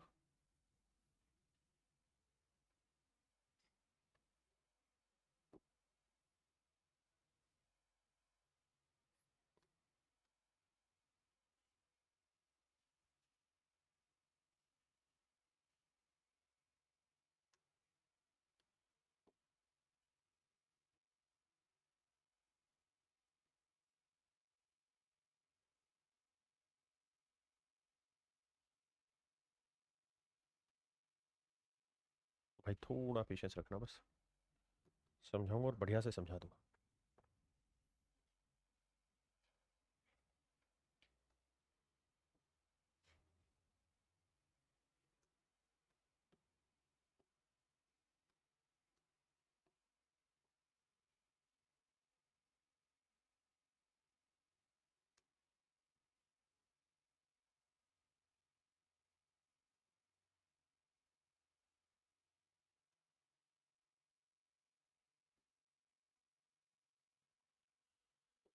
देखना मेरे प्यारे बच्चों, कॉन्सेप्ट बहुत जबरदस्त है, ध्यान से देखना। ये मेरे प्यारे बच्चों तराजू होती थी गांव देहात में, जब आप छोटे थे तब आपने देखी होगी, ऐसे करके तराजू हुआ करती थी, है ना। ऐसे करके तराजू हुआ करती थी। और मेरे प्यारे बच्चों, जो समझदार दुकानदार होता था, चीजें जिसे बेचनी आती थी, वो क्या करता था हमेशा, जो समझदार होता था वो क्या करता था मेरे भाई, कि यहां पे एक इसके ऊपर डंडा सा ऐसा बांध लेता था, तराजू को बांध के यहां से, और इसको पकड़ता था। इसको पकड़ता था, इधर वजन तो रख देता था 1 किलो 2 किलो के बाट, हाँ है ना। और इधर मेरे प्यारे बच्चों आपको चीनी वीनी जो भी तोलना होता था वो सब चीजें तोलता था। ये सारी कहानी मेरे प्यारे बच्चों आपने पढ़ी होगी। तो हमेशा आपने एक चीज नोटिस की होगी कि ये वाले जो पॉइंट होता था ये बिल्कुल मिड पॉइंट पे होता था, बीचों बीच होता था। ये जो चीज होती थी बिल्कुल मिड पॉइंट पे रहती थी, क्योंकि जब जब ये वाला पॉइंट मिड पॉइंट पे रहेगा, पकड़ने वाला था, आखिरी पकड़ने वाला जो बिंदु है मिड पॉइंट पे रहेगा, तब तब मेरे प्यारे बच्चों इसकी कैलकुलेशन प्रॉपर करेक्ट आएगी। अगर मैं यहाँ 1 kg का बाट रखूंगा, 1 किलोग्राम का बाट रखूंगा, 1 किलो का बाट मैंने रख दिया, तो जब मैं इसमें चीनी तोल रहा हूँ या कुछ भी तोल रहा हूँ, तो उसमें वजन भी 1 किलो जब डल जाएगा तो दोनों पल्लड़े बैलेंस हो जाएंगे, कोई इधर या उधर झुकेगा नहीं। आप कहेंगे हाँ सर ये बात तो हमें पता है, बिल्कुल पता है। अगर मेरे प्यारे बच्चों ये बात आपको पता है, देखिए आप सबसे रिक्वेस्ट है पढ़ाई पे फोकस करिए, इस बात पे फोकस मत रहिए सिलेबस कब खत्म होगा कब नहीं, क्योंकि हर चीज को जब तक आप तसल्ली से खत्म नहीं करोगे तब तक पेपर में तक सिलेबस खत्म भी हो गया तो आपकी तरफ से तो कुछ भी खत्म नहीं होगा। इसलिए प्लीज अच्छे से मेहनत करके पढ़िए। तो मेरे प्यारे बच्चों एक चीज आपने नोटिस करी कि जो ताकड़ी का वजन है वो दोनों साइड अगर हम इक्वल रख रहे हैं तो बैलेंस तभी हो पाएगा जब मेरे प्यारे बच्चों यहाँ पे जो पकड़ने वाला, जो बैलेंस करने वाला पॉइंट है वो मिड पे हो। अब मेरे प्यारे बच्चों, ये जो मास पॉइंट ज्योमेट्री है ये बेसिकली बैलेंस पॉइंट को ही तैयार करती है। ये बैलेंस पॉइंट को ही तैयार करती है। ये बैलेंस पॉइंट को ही तैयार करना सिखाती है कि भाई किस बिंदु पर क्या चीज रखी जाए कि बैलेंस हो जाए। आप कहें हाँ सर। अब मेरे नन्हे मुन्ने बच्चों, ये कहानी तो आप पढ़ते थे छोटी क्लासों में, जब आप घर पे रहते थे तब ये कहानी पढ़ते थे। अब मैं सवाल कुछ और कर रहा हूं। मेरा सवाल बदल गया। क्या बदल गया साहब आपका सवाल? मेरा सवाल अब ये है कि भैया इस इस पलड़े में मैंने 3 किलो वजन रखा हुआ है और इस पलड़े में मैंने 1 किलो वजन रखा हुआ है। इस पलड़े में मेरे प्यारे बच्चों मैंने 3 किलो वजन रखा हुआ है उसमें, और इस पलड़े में मैंने 1 किलो वजन रखा हुआ है। इस पलड़े में मैंने 3 किलो वजन रखा हुआ है, इस पलड़े में मैंने 1 किलो वजन रखा हुआ है। तो मैं आपसे ये जानना चाहता हूं कि जो ये बैलेंसिंग वाला पार्ट हम लगाते हैं, जो पकड़ने वाला पार्ट होता है, ये वाला पार्ट, ये इसके बीच में लगाऊं, यहां लगाऊं, यहां लगाऊं, यहां लगाऊं, कहां लगाऊं जिससे दोनों पलड़े बैलेंस हो जाए, ऊपर नीचे ना झुके। दोनों पलड़े बैलेंस हो जाए, ऊपर नीचे ना झुके, कहां पे लगाऊं इसको, कहां पे सेट करूं इस बैलेंस को, कहां पे सेट करूं इस बैलेंस को, ये मैं आपसे पूछना चाह रहा हूं। तो मेरे प्यारे बच्चों एक बात ध्यान रखना कि अगर इनके वजन का अनुपात 3:1 है, अगर इनके वजन का अनुपात 3:1 है ना, 3:1 है, तो मेरे प्यारे बच्चों इस डंडे को 1:3 में बांट दो। 1:3 में बांट दो इस डंडे की लंबाई को। और जो 1:3 में जब बांटोगे ना, तो जहां पे ये एक वाला हिसाब बैठेगा, यहां पे मेरे प्यारे बच्चों आपको डंडा बैलेंस करना पड़ेगा। यहां पे आपको डंडा, यहां से ताकड़ी पकड़ोगे तो दोनों तोल बैलेंस हो जाए। हाँ है ना? किस रेशियो में? 1:3 में। कोई दिक्कत नहीं, मैं सवाल और ले रहा हूं, मैं सवाल और ले रहा हूं बाबू। देखिए कॉन्सेप्ट समझने की तरफ ध्यान देना, ताकड़ी की तरफ ध्यान नहीं देना। आप ये कहोगे कि सर इसका कोई यूज तो है नहीं ज्योमेट्री में, बाबू सब यूज सिखाऊंगा, बट बी श्योर, पेशेंस रखना पड़ेगा। मैं कह रहा हूं मेरे लाला, यहां मैं रख रहा हूं 20 किलो वजन, यहां मैं रख रहा हूं 25 किलो वजन, और बाबू ये कोई बिंदु है ए, अबे रुक, ये कोई बिंदु है ए और ये कोई बिंदु है बी, और मेरे प्यारे बच्चों मैं कह रहा हूं कि इस ए बी की जो लंबाई है वो 36 सेंटीमीटर है। तो बताओ यार, ए से कितनी दूरी पे बैलेंसिंग वाला, यानी ये हाथ वाली चीज पकड़े, हथा इसका, ताकि दोनों साइड का वेट बैलेंस हो जाए, दोनों साइड का वेट बैलेंस हो जाए, ना कम ना ज्यादा। बताइए सोच समझ के किधर क्या रखें कि सेट हो जाए मामला, इधर क्या रखें कि वेट बैलेंस हो जाए। जी उजाला सिसोदिया जी, मैं जो पढ़ाता हूं उतना आप पढ़ लें, it is more than enough. If you have some time, if you have some type of basic knowledge कि आप मेरी बातों को बहुत अच्छे से समझ रहे हैं, तो आप प्रैक्टिस कर लीजिए, वो भी बहुत जरूरी है, क्योंकि बिना प्रैक्टिस के आपको पता नहीं चलेगा आपने क्या पढ़ा। तो आप कहेंगे देखिए श्रीमान, अगर हम वेट का रेशियो लेते हैं तो 5 चौक 20 और 5 5 25, यानी वेट का रेशियो 4:5 है। तो सर आंख बंद करके उल्टा कर दो, 36 को बांट दो 5:4 में, 5:4 में। तो 5 और 4 9, 9 यूनिट 36, 1 यूनिट 4, 4 5 20 और 4 चौक 16। इसका मतलब ये हुआ सर कि ए से 20 सेंटीमीटर की दूरी पर, ए से 20 सेंटीमीटर की दूरी पर और बी से साहब 16 सेंटीमीटर की दूरी पे वो बैलेंसिंग वाला हत्था लगाना होगा। यानी यहां पे अगर आप बैलेंसिंग का हत्था लगा देंगे ना बाबू, तो मैनेज कर देंगे सारी चीजों को। अगर आप यहां लगा देंगे तो चीजें मैनेज हो जाएंगी, दिक्कत नहीं होगी। यानी ए से 20 सेंटीमीटर की दूरी पर और बी से 16 सेंटीमीटर की दूरी पे वो हत्था लगेगा, उसके बाद दोनों तराजू हिलना बंद हो जाएंगे और बैलेंस में खड़े हो जाएंगे एक जगह। मेरे बेटे प्यार से प्रेम से इस बात को सीखे। आपने कहा जी ओके रिपोर्ट है। अब अब सर मैं सवाल बदलना चाह रहा हूं।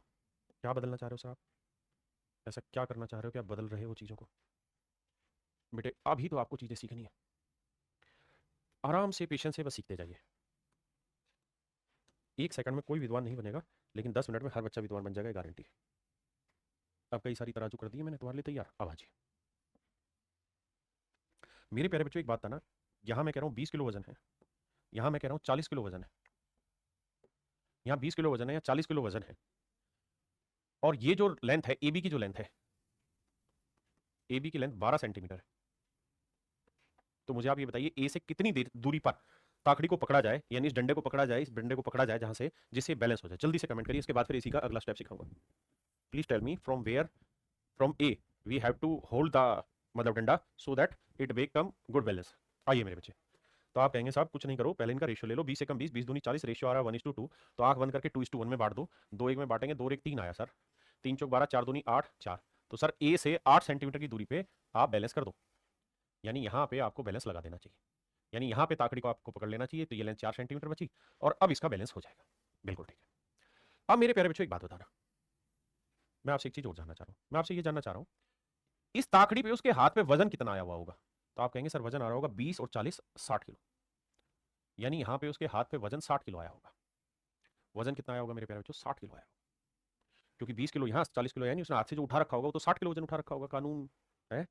अब अगला सवाल मेरा यही है कि भाई दुकानदार है, उसने यहाँ पे बैलेंस किया हुआ है, ठीक है जी, ये जो लेंथ है ये 20 सेंटीमीटर है, ये जो लेंथ है ये 8 सेंटीमीटर है,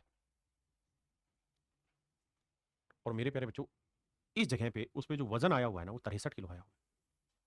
उसने जो अपने हाथ से वजन डाटा हुआ है, संभाल रखा है, वो 63 किलो उठा रखा है। तो आप ये बताओ इस तराजू में कितना और इस तराजू में कितना, ए पे कितना वजन और बी पे कितना वजन, बताइए।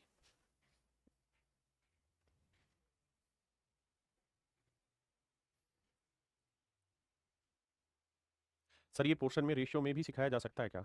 निधि बेटा रेशियो में तो सिखा सकते हैं, लेकिन यहाँ पे जरूरी है, रेशियो अलग चीज़ है, ये अलग चीज़ है।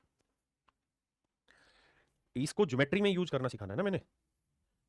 अब आप कहोगे देखो सर 4 दूनी 8 4 5 20, तो सर पहली बात तो उल्टी चाल चलेगा, ये 5 है तो यहाँ वजन 5 किलो होगा, यहाँ 2 है तो यहाँ वजन 2 किलो होगा।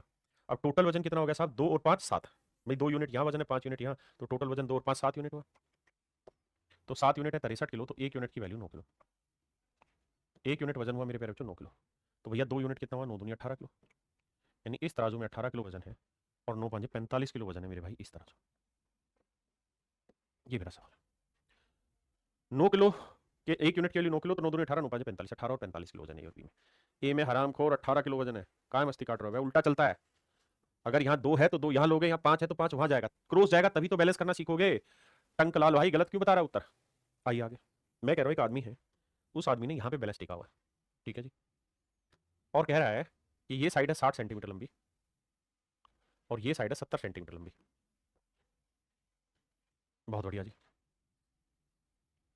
सवाल में कह रहा है 117 किलो वजन है यहाँ पे, तो बताइए दोनों तराजू में कितना कितना वजन है, और यहां से बैलेंस किया हुआ है। सागर भाई what a language, what about you, मतलब कौन सी बात पे आप नाराज हो रहे हो? जी जी अभी होगा बेटा, होगा होगा। डिक्टेटरशिप नहीं नहीं नहीं सागर, ऐसा कुछ है ही नहीं बेटा, हिंदी इंग्लिश दोनों बोलो, आपकी प्रॉब्लम तो बताओ, how can you say that I am dictator? Randeep Kumar कह रहे क्या ये प्री में आता है मीन्स? मेरे बच्चे प्री में भी आता है, मीन्स में भी आता है, ये सवाल ही कुछ और होगा, आप पेशेंस तो रखिए, I will explain it to you ना कि how would you solve it. आइए मेरे बच्चे, अब आप कहोगे देखो साहब ये तो बड़ा तय है कि इनका रेशियो जो है साइड की लेंथ का वो तो बड़ा आसान है, 6:7। तो सर जो इनकी लेंथ का रेशियो है ना, एक्चुअल में इसका वेट का रेशियो उल्टा होगा, यहाँ 6 वेट होगा तो यहाँ 7 वेट होगा। तो 7 और 6 कितना बना मेरे प्यारे बच्चों? 13। 13 यूनिट रिप्रेजेंट कर रहा है 117 को, तो 13 में 117, 1 यूनिट की वैल्यू 9, तो 9 7 63 किलो वजन यहाँ होगा और 9 6 54 किलो वजन यहाँ होगा। हाँ है ना मेरे प्यारे बच्चों? ध्यान ये रखना कि इन दोनों वजन का टोटल हर हाल में यहाँ सेट होना चाहिए। ठीक ठीक है भाई। सर हरामखोर क्या होता है? आप तो टीचर है। अरे मेरे भाई मैंने तो हरामखोर बोला ही नहीं, कैसी बात कर रहा है सागर भाई? और अगर मैंने गलती से बोल भी दिया होगा तो मस्ती मजाक में बोलते हैं, हरामखोर का आप क्यों सीरियस ले रहे हैं? आगे से नहीं बोलेंगे, नाराज क्यों रहे मेरे भाई? माफी, कैसी बात कर रहे हो आप? हम की किसी बुरी इंटेंशन से किसी बच्चे को कैसे बोल सकते हैं? आप हमारे लिए हमारे बच्चों की तरह ही है, अब नाराज क्यों रहे? कुमार सिद्धांत कहते हैं जिम के डंबल भी इसी तरह काम करते हैं, बिल्कुल सही कह रहा है। अब मेरे प्यारे बच्चों मैं सीधा ज्योमेट्री पे ले चलता हूँ, क्योंकि आप नाराज ज्यादा हो रहे हैं, खतरनाक तरीके से व्यवहार कर रहे हैं। आ जाइए, अब मैं सवाल पे लाता हूँ। कहता है त्रिभुज एबीसी में ए को डी से तथा बी को ई से मिलाया गया, ए को डी से और बी को ई से मिलाया गया, ठीक है जी, ए को डी से और बी को ई से मिलाया गया। डी भुजा बीसी पर, डी जो है भुजा बीसी को 2:3 में बांटता, लेंथ का रेशियो ध्यान दें, 2:3 में बांटता, तथा ई भुजा एसी को 3:5 में बांटता है। ई जो है वो भुजा एसी को 3:5 में बांटता है। तो आपको बताना है एओ इस टू ओडी क्या रेशियो होगा और बीओ इस टू ओई का रेशियो क्या होगा। पहले आप सवाल पढ़ लीजिए, फिर हमें चर्चा आगे करूंगा। मास पॉइंट ज्योमेट्री ही था।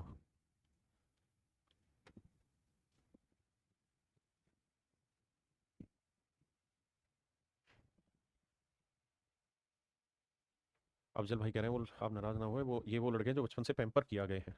हाँ ये भी एक नुकसान है भाई। देखिए अब आते हैं सवाल पे। अब मेरे प्यारे बच्चों एग्जाम पॉइंट ऑफ व्यू से स्टार्ट हो गया। अगर मुझे ज्योमेट्री के तरीके से करना होगा तो मुझे यहाँ एक लाइन खींचनी होगी पैरेलल इसके, फिर रेशियो सेट करना होगा। बड़ा difficult question, it is not as easy as you are thinking, है ना? ये मैंने करा भी रखे, लेकिन मैं आपको यहाँ मास पॉइंट ज्योमेट्री से सिखाने की कोशिश करूँगा। ध्यान दीजिए मेरे प्यारे बच्चों, थोड़ी देर के लिए आंख बंद करके सिर्फ ये देखिएगा आप ये सोचिए मत कि मैं पहला सवाल समझ रहा हूं, नहीं समझ रहा, आप छोड़ दो ना, गोली मारते हैं। एक बात बताइए, समझो यार, ये तराजू का पलड़ा, एक पलड़ा यहां पे है और एक पलड़ा यहां पे है। यहां से मैंने तराजू को बैलेंस किया हुआ है, और जहां बैलेंस किया उसकी लेंथ का रेशियो 2:3 है, 2:3 है, 2:3 है। तो अगर इनकी लेंथ का रेशियो 2:3 है तो वजन का अनुपात 3 होगा, यानी यहां पे 3 किलो वजन होगा तो यहां 2 किलो वजन होगा। पहले इतनी बात को समझे, ज्योमेट्री में समझाने की कोशिश करो। आपने कहा बढ़िया, समझ में आ गया। अब मेरे प्यारे बच्चों, मैं कह रहा हूं कि इस लाइन पे आ जाइए। भाई यहां सोचो तराजू है, ये तराजू का वेट बैलेंस हो रहा है, एक पलड़ा यहां पे लटकाया हुआ है, एक पलड़ा मैंने यहां लटकाया हुआ है। अगर इनकी लेंथ का रेशियो 3:5 है कि भाई ये लेंथ 3 है, ये लेंथ 5 है, तो ये तय है कि अगर ये लेंथ 5 है तो ये वजन 5 होगा, और अगर ये लेंथ 3 है तो ये वाला वजन 3 होगा, यानी ये 3 किलो होगा तो ये 5 किलो होगा। देखिए फिर से समझाता हूं, कोई भी चीज पहली बार में समझने में आसान नहीं होती है, 2-3 सवाल कर लेंगे उसके बाद मजा आने लगेगा, पढ़ाई अच्छी होती है। अब देखिए फिर से समझाता हूं मेरे प्यारे बच्चों, अपने को लठ नहीं बजाना, समझना। मैंने कहा कि यार ये मेरी तराजू का डंडा है, ठीक है जी। इस पॉइंट से मैंने तराजू को पकड़ा हुआ और मैंने कहा कि मैंने बैलेंस कर रखा है, भैया ये लेंथ 2 है, ये लेंथ 3 है। तो भैया बताया था कि अगर ये 3 है तो इसका मतलब यहाँ 3 किलो वजन लटका होगा, ये 2 है तो इसका मतलब यहाँ 2 किलो वजन लटका होगा। आपने कहा ठीक है, वाली बात समझिए थे, अभी तो पीछे समझाया था। अब सर क्या कर रहे हैं कि ये मेरा तराजू का डंडा है, ठीक है जी। यहां से मैंने तराजू होल्ड की हुई है, बैलेंस की हुई है, लेंथ का रेशियो 3:5 है, तो अगर यहाँ लेंथ 3 है तो यहाँ वजन 3 किलो होगा, यहाँ लेंथ 5 है तो यहाँ वजन 5 किलो होगा। सर बिल्कुल ठीक है। अब मेरे प्यारे बच्चों, हमें कुछ ऐसा कमाल करना होगा कि भाई यहाँ 3 किलो वजन भी लटका हुआ है इस जगह और 2 किलो वजन, ऐसा तो हो नहीं सकता। वजन तो कोई एक फिक्स ही लटकाना होगा जो दोनों जगह सेट हो जाए। तो ऐसे में क्या करा करो मेरे बच्चे, 3 और 2 का एलसीएम ले लो, 3 और 2 का एलसीएम ले लो।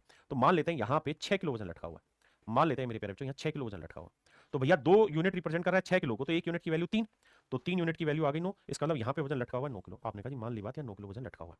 बड़े ध्यान से मेरी बात सुनना, अगर मेरे प्यारे बच्चों यहाँ 6 किलो वजन लटका हुआ है या 9 किलो वजन लटका हुआ है, तो बैलेंस पे वेट कितना आया हुआ होगा, 6 किलो यहाँ लटका हुआ है, 9 किलो यहाँ, तो 9 से 15 किलो वजन आया होगा यहाँ। आपने कहा बिल्कुल सही बात है, इस बिंदु पे 15 किलो वजन लटका हुआ होगा। अब इस तराजू पे आते हैं भाई, एक्चुअल में हमने इनका एलसीएम लेके 6 किलो वजन लटका दिया, तो 3 यूनिट 6 किलो को रिप्रेजेंट कर रहा था, 1 यूनिट की वैल्यू 2 किलो आ गई, 1 यूनिट की वैल्यू 2 किलो आ गई। तो भैया 5 यूनिट की वैल्यू कितनी आ गई, 10 किलो, यानी यहाँ वजन लटका रखा है सर 10 किलो, यहाँ वजन लटका रखा है सर 10 किलो। अब एक बात बताना, यहाँ 10 किलो लटका हुआ है या 6 किलो लटका हुआ है, तो उसकी उंगली पे वजन यानी बैलेंसिंग पॉइंट पे कितना वजन, 10 किलो और 6 किलो, 16 किलो वजन लटका हुआ है। यहाँ 16 किलो वजन लटका हुआ। बस सर इतनी ही बात समझनी, बाकी तो कुछ है ही नहीं। अब मेरे प्यारे बच्चे एक बात बताना मुझे, ये कोई लाइन है बीओ, ये कोई लाइन है? आपने कहा जी हाँ ये लाइन है। इस लाइन पे मेरे प्यारे बच्चों ओ एक बिंदु है, बिल्कुल है साहब, ये बिंदु है बी, और ये पॉइंट था डी। मेरे प्यारे बच्चों, अगर इस पलड़े पे 9 किलो वजन लटका रखा है और इस पलड़े पे 16 किलो वजन लटका रखा है, तो क्या आप ये बता सकते हैं कि ओ इस लेंथ का रेशियो क्या होगा? आप कहेंगे सर बिल्कुल साफ सुथरा बता सकते हैं, अगर इनके वजन का अनुपात 9:16 है तो इनकी लेंथ का रेशियो उल्टा होगा, 16:9 होगा। यानी बीओ इस टू ओडी की लेंथ 16:9 होगी, बीओ इस टू ओडी की लेंथ 16 होगी। एक में समझिए दूसरे में आएगा, मैं जिम्मेदार हूं ना, नहीं समझा पाया तो फिर मैं बेकार हूं पढ़ाने का। अब इसमें आना मेरे बच्चे, इस वाली लाइन में ध्यान देना, ओ पे बैलेंस किया हुआ है बिल्कुल, यहां वजन है 15 किलो, यहां वजन है 10 किलो, बिल्कुल ठीक है सर, यहां वजन है 15 किलो, यहां वजन है 10 किलो। तो मेरे प्यारे बच्चों, अगर समझाने के लिए मैं ये लाइन ले रहा हूं, ये लाइन यहां ले रहा हूं समझाने के लिए, यहां मैं ले रहा हूं लाइन समझाने के लिए, तो बेटा थोड़ा सा दिमाग दौड़ाना, आसान चीज है। यहां कोई बिंदु है ओ, ये पॉइंट था ए पे वजन लटका हुआ है 15 किलो, ना 10 किलो माफ करिएगा, और यहाँ पे ये पॉइंट था डी, तो ये पॉइंट होगा ई, ये पॉइंट था ई, माफ करिए। तो यहाँ वजन लटका हुआ है कितना, 15 किलो। तो मेरे बच्चे यहाँ वजन का अनुपात 10 और 15 किलो है, तो वजन का रेशियो लोगे 5 2 नहीं 10 5 3 15। तो अगर वजन का अनुपात 2:3 है तो लेंथ का रेशियो उल्टा होगा 3:2। तो इसका मतलब एओ की लेंथ 3 होगी तो ओडी की लेंथ 2 होगी। यही आपसे पूछा था भाई, एओ इस टू ओडी की लेंथ बताओ, एओ इस टू ओडी की लेंथ बताओ। तो एओ इस टू ओडी की जो लेंथ होगी मेरे प्यारे बच्चों, एओ इस टू ओडी की लेंथ जो होगी वो होगी 3/2, बिल्कुल ठीक है। और बीओ इस टू ओई की लेंथ बताओ, तो बीओ इस टू ओई की लेंथ होगी 16:9, तो ये लेंथ होगी 16:9, यानी मेरे प्यारे बच्चों ऑप्शन बी मेरा एब्सोल्युटली राइट है। अब मेरे प्यारे बच्चों मुझे सिर्फ कमेंट करके ये बताइए कितने बच्चे समझ गए, क्योंकि इतने बड़े सवाल हैं कि जब बढ़िया सवाल आएंगे ना तो आपका जी खुश हो जाएगा, मजा आ जाएगा, दिल गदगद हो जाएगा। लेकिन अभी थोड़ा दिक्कत हो रहा है।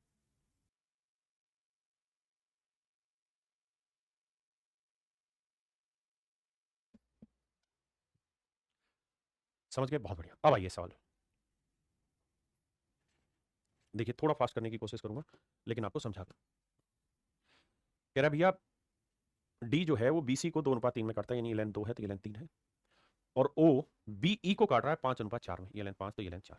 ऐसा मैं नहीं सवाल कह रहा है, कहता है D divides BC in the ratio 2:3 and O divides BE in the ratio 5:4। तो आपको ए इज टू ईसी बताना है और एओ इज टू ओडी बताना है। आओ मेरे बाबू समझाने की कोशिश करता हूं, अब लगाते हैं दिमाग। मेरे प्यारे बच्चों सबसे पहले आप ये बताइए, भाई मैंने ये सोच लिया कि ये तराजू का डंडा है, ठीक है जी, एक पलड़ा यहाँ पे लटका रखा है, एक पलड़ा यहाँ पे लटका रखा है, और यहाँ से कर रखा है मैंने बैलेंस।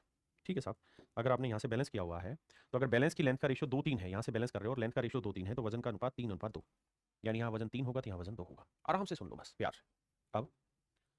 अब सर ये भी समझना, यहाँ पे मैंने इस डंडे को, मतलब सॉरी, ये है तराजू का डंडा, एक तराजू का बाट यहाँ लटका हुआ है, एक तराजू का बाट यहाँ लटका हुआ है, और यहाँ से मैं बैलेंस कर रहा हूँ, यहाँ से डंडा पकड़ के बैलेंस कर रहा हूँ। आपने कहा जी ठीक है कर दो।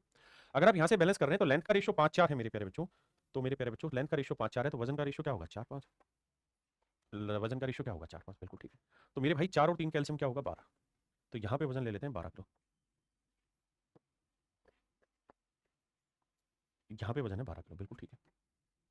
तो यहाँ पे वजन अगर 12 किलो है, तो मेरे प्यारे बच्चों 3 किलो रिप्रेजेंट कर रहा है 12 को, 3 यूनिट 12, तो 1 यूनिट 4, तो 2 यूनिट 8, तो यहाँ वजन आ गया 8 किलो। भाई यहाँ वजन का 3:2 में वेट होना था वेट का, तो यहाँ अगर 12 किलो ले रहा हूँ तो यहाँ 8 लेना होगा।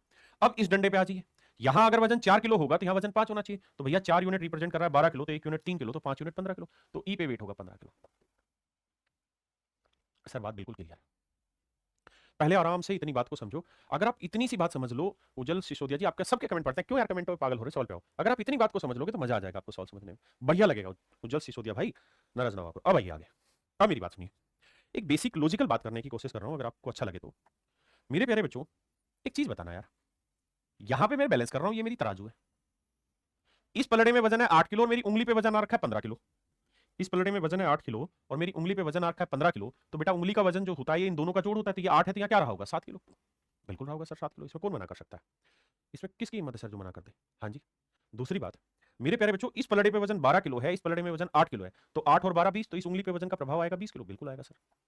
अब अब मेरे बाबू एक बात बताना, अगर यहां वजन का अनुपात 7:8 है, अगर वजन का अनुपात 7:8 है, तो लेंथ का रेशियो 8:7 नहीं होगा। आप कहेंगे बिल्कुल होगा, यानी ए/ईडी का रेशियो 8:7 होगा, ए/ईडी का रेशियो 8:7 होगा, 8:7 होगा ए/ईडी, ए/ईसी माफ करिए 8:7, तो ऑप्शन सी है। अब इसी में अगला पूछ रहा है एओ/ओडी, एओ/ओडी, तो बेटा एक बात हो, यहां वजन है 20 किलो, यहां वजन है 7 किलो, ये मेरे बच्चे आपने उंगली कर दी बीच में, तो यहां पे अगर वजन 7 और 20 है तो लेंथ का रेशियो यहां 20 होगा, तो ये वाली लेंथ 7 आएगी, तो एओ/ओडी की लेंथ का रेशियो 20:7 होगा, एओ/ओडी की लेंथ का रेशियो 20:7 होगा, that is in option C. मेरे प्यारे बच्चों अब शायद धीरे धीरे आपको पल्ले पड़ना शुरू किया होगा, है ना। अगले सवाल में आप मदमस्त होकर नाचने लगेंगे, क्योंकि तरीका बहुत अच्छा सिखाया है, बिल्कुल यूनिक सिखा रहा हूं मैं अपने बच्चों को।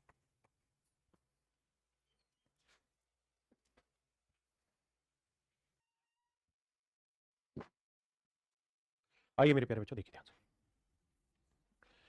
कहता है यदि त्रिभुज एबीसी में ए को डी से तथा बी को ई से मिलाया जाता है, ओ बी ई को मेरे प्यारे बच्चों काट रहा है 5:3 में, ये है मेरे प्यारे बच्चों 5:3, ए डी को बांट रहा है मेरे बच्चे 3:2 में, ऐसे मेरे प्यारे बच्चों बांट रहा है, तो हमसे पूछ रहा है ए/ईसी का रेशियो और बी/डी/सी का रेशियो। आइए मेरे लाला समझाने की कोशिश करता हूँ।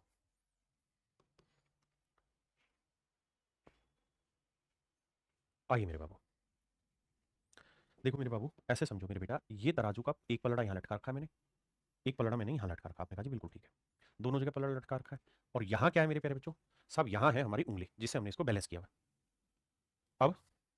अब मेरे प्यारे बच्चों कहानी को समझो, अगर मेरे प्यारे बच्चों इनकी लेंथ का रेशियो 5-3 है, तो नेचुरल है ये वजन 3 किलोग्राम होगा, तो ये वजन 5 किलोग्राम होगा। भाई वजन का अनुपात लेंथ से उल्टा होता है, बिल्कुल। तो मैं आपसे ये जानना चाह रहा हूँ इस हिसाब से इस उंगली पे वजन कितना टेक दिया आपने, तो सर 3 और 5 8 किलो टेक दिया है, बिल्कुल ठीक है। अब मेरे प्यारे बच्चों कहानी फिर से बदलते हैं, इस बार तराजू का डंडा मैं ये वाला ले रहा हूँ, एक पलड़ा मैंने यहाँ बांध दिया है, एक पलड़ा मैंने यहाँ बांध दिया है, पलड़ा समझते हो ना बाट, मतलब जो उसका दो वो होते हैं इससे, यहाँ उंगली रख दी। अगर यहाँ उंगली रख रहे हैं मेरे प्यारे बच्चों, तो लेंथ का रेशियो 3:2 है, तो वजन का रेशियो ये वजन 2 होगा, 2 केजी होगा, तो ये वाला वजन 3 केजी होगा। आपने कहा जी बिल्कुल ठीक है, मानते हैं ये बात। उंगली अभी भी सभी की वही है, अगर उंगली यही है तो यहाँ वजन 2 किलो, यहाँ 3 किलो, तो वजन कितना आ गया 5 किलो। तो मेरे बच्चे मुझे कोशिश ये करनी चाहिए कि यहाँ 5 किलो भी इसी जगह वजन और 8 किलो, तो 8 और 5 कैल्शियम ले लो, कितना हो गया जी 40 किलो। तो कुल मिला के क्या करो कि वजन यहाँ पे 40 किलो अपनी तरफ से मान लो, वजन मान लेते हैं 40 किलो, बड़े ध्यान से समझना, कितना किलो मान लिया मेरे बच्चे 40 किलो। अब बेटे एक बात था, अगर यहाँ 40 किलो वजन है तो यहाँ 5 किलो है या 2 किलो 3 किलो, या तो रेशियो था 5:3, तो मेरे प्यारे बच्चों यहाँ वजन का अनुपात लेंगे तो 5 और 3 8, 8 5 40, 1 यूनिट 5, तो 5 3 15, तो यहाँ वजन आएगा 15 किलो, और यहाँ 5 5 25 किलो, यहाँ वजन आएगा 25 किलो। गोले में जो डाल रहा हूँ फाइनल होते जा रहे हैं, ठीक है।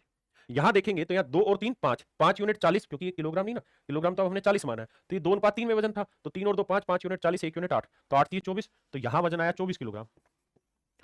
भाई 3 और 2 5, 5 यूनिट 40, 1 यूनिट 8, 8 3 24, 8 दूनी 16, और यह वजन आया 16 किलोग्राम, बिल्कुल ठीक है जी। अब मेरे प्यारे बच्चों अब कहानी को समझने की कोशिश करो, अगर बेटा यहां पे सेंटर पे वजन 25 का है और यहां 16 का वजन है, तो यहां 16 है यहां 25 है, तो यहां कितना रहा होगा 9, क्योंकि इन दोनों का मिला के ही तो वजन सेंटर पे आएगा। आपने कहा बिल्कुल ठीक है। तो मेरे बेटा अगर इनका वजन का अनुपात 16:9 है तो लेंथ का रेशियो उल्टा होगा 9:16, यानी A/EC का रेशियो 9:16 होगा। A/EC का रेशियो 9:16 होगा, पहली चीज। अब पूछा BD/DC, अबे BD/DC पूछा। अब आओ मेरे बच्चे, BD/DC पूछा। अब ये बताओ, यहां वजन 15 है, यहां वजन 9 है, बिल्कुल ठीक है सर। तो भाई अगर वजन का अनुपात 15:9 है तो इसे काटते हैं, 3×5 = 15 और 3×3 = 9। तो अगर वजन का अनुपात 5:3 आ रहा है मेरे बच्चे, तो लेंथ का रेशियो उल्टा होगा, यानी ये लेंथ 3 होगी, तो ये लेंथ कितनी आ जाएगी 5। तो यानी BD/DC का रेशियो 3:5 होगा। BD/DC का रेशियो 3:5 होगा। Option A is your right answer. अब मेरे प्यारे बच्चों, मुझे जल्दी से एक बात ये बताइए, कितने बच्चों की बात समझ में आ गई? देखिए बेटा ज्योति भदौरिया, अगर आपके मन में यही रहेगा ना सवाल की ज्योमेट्री कब खत्म होगी, तो विश्वास मानो कभी खत्म नहीं हो पाएगी। ऐसे खत्म होती नहीं है ज्योमेट्री जैसे आप सोच रहे हैं, खत्म करके करनी होती। बताइए मेरे प्यारे बच्चों, कितने बच्चे समझ गए इस बात को बहुत बढ़िया से? तब फिर आगे बढ़ेंगे।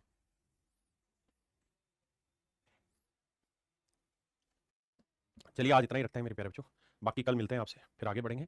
जो कराया है इसको पढ़ के आइए, ताकि धीरे धीरे वो कन्फ्यूजन दूर हो जाए आपका। थैंक यू मेरे प्यारे बच्चों, have a nice day to everyone, thank you.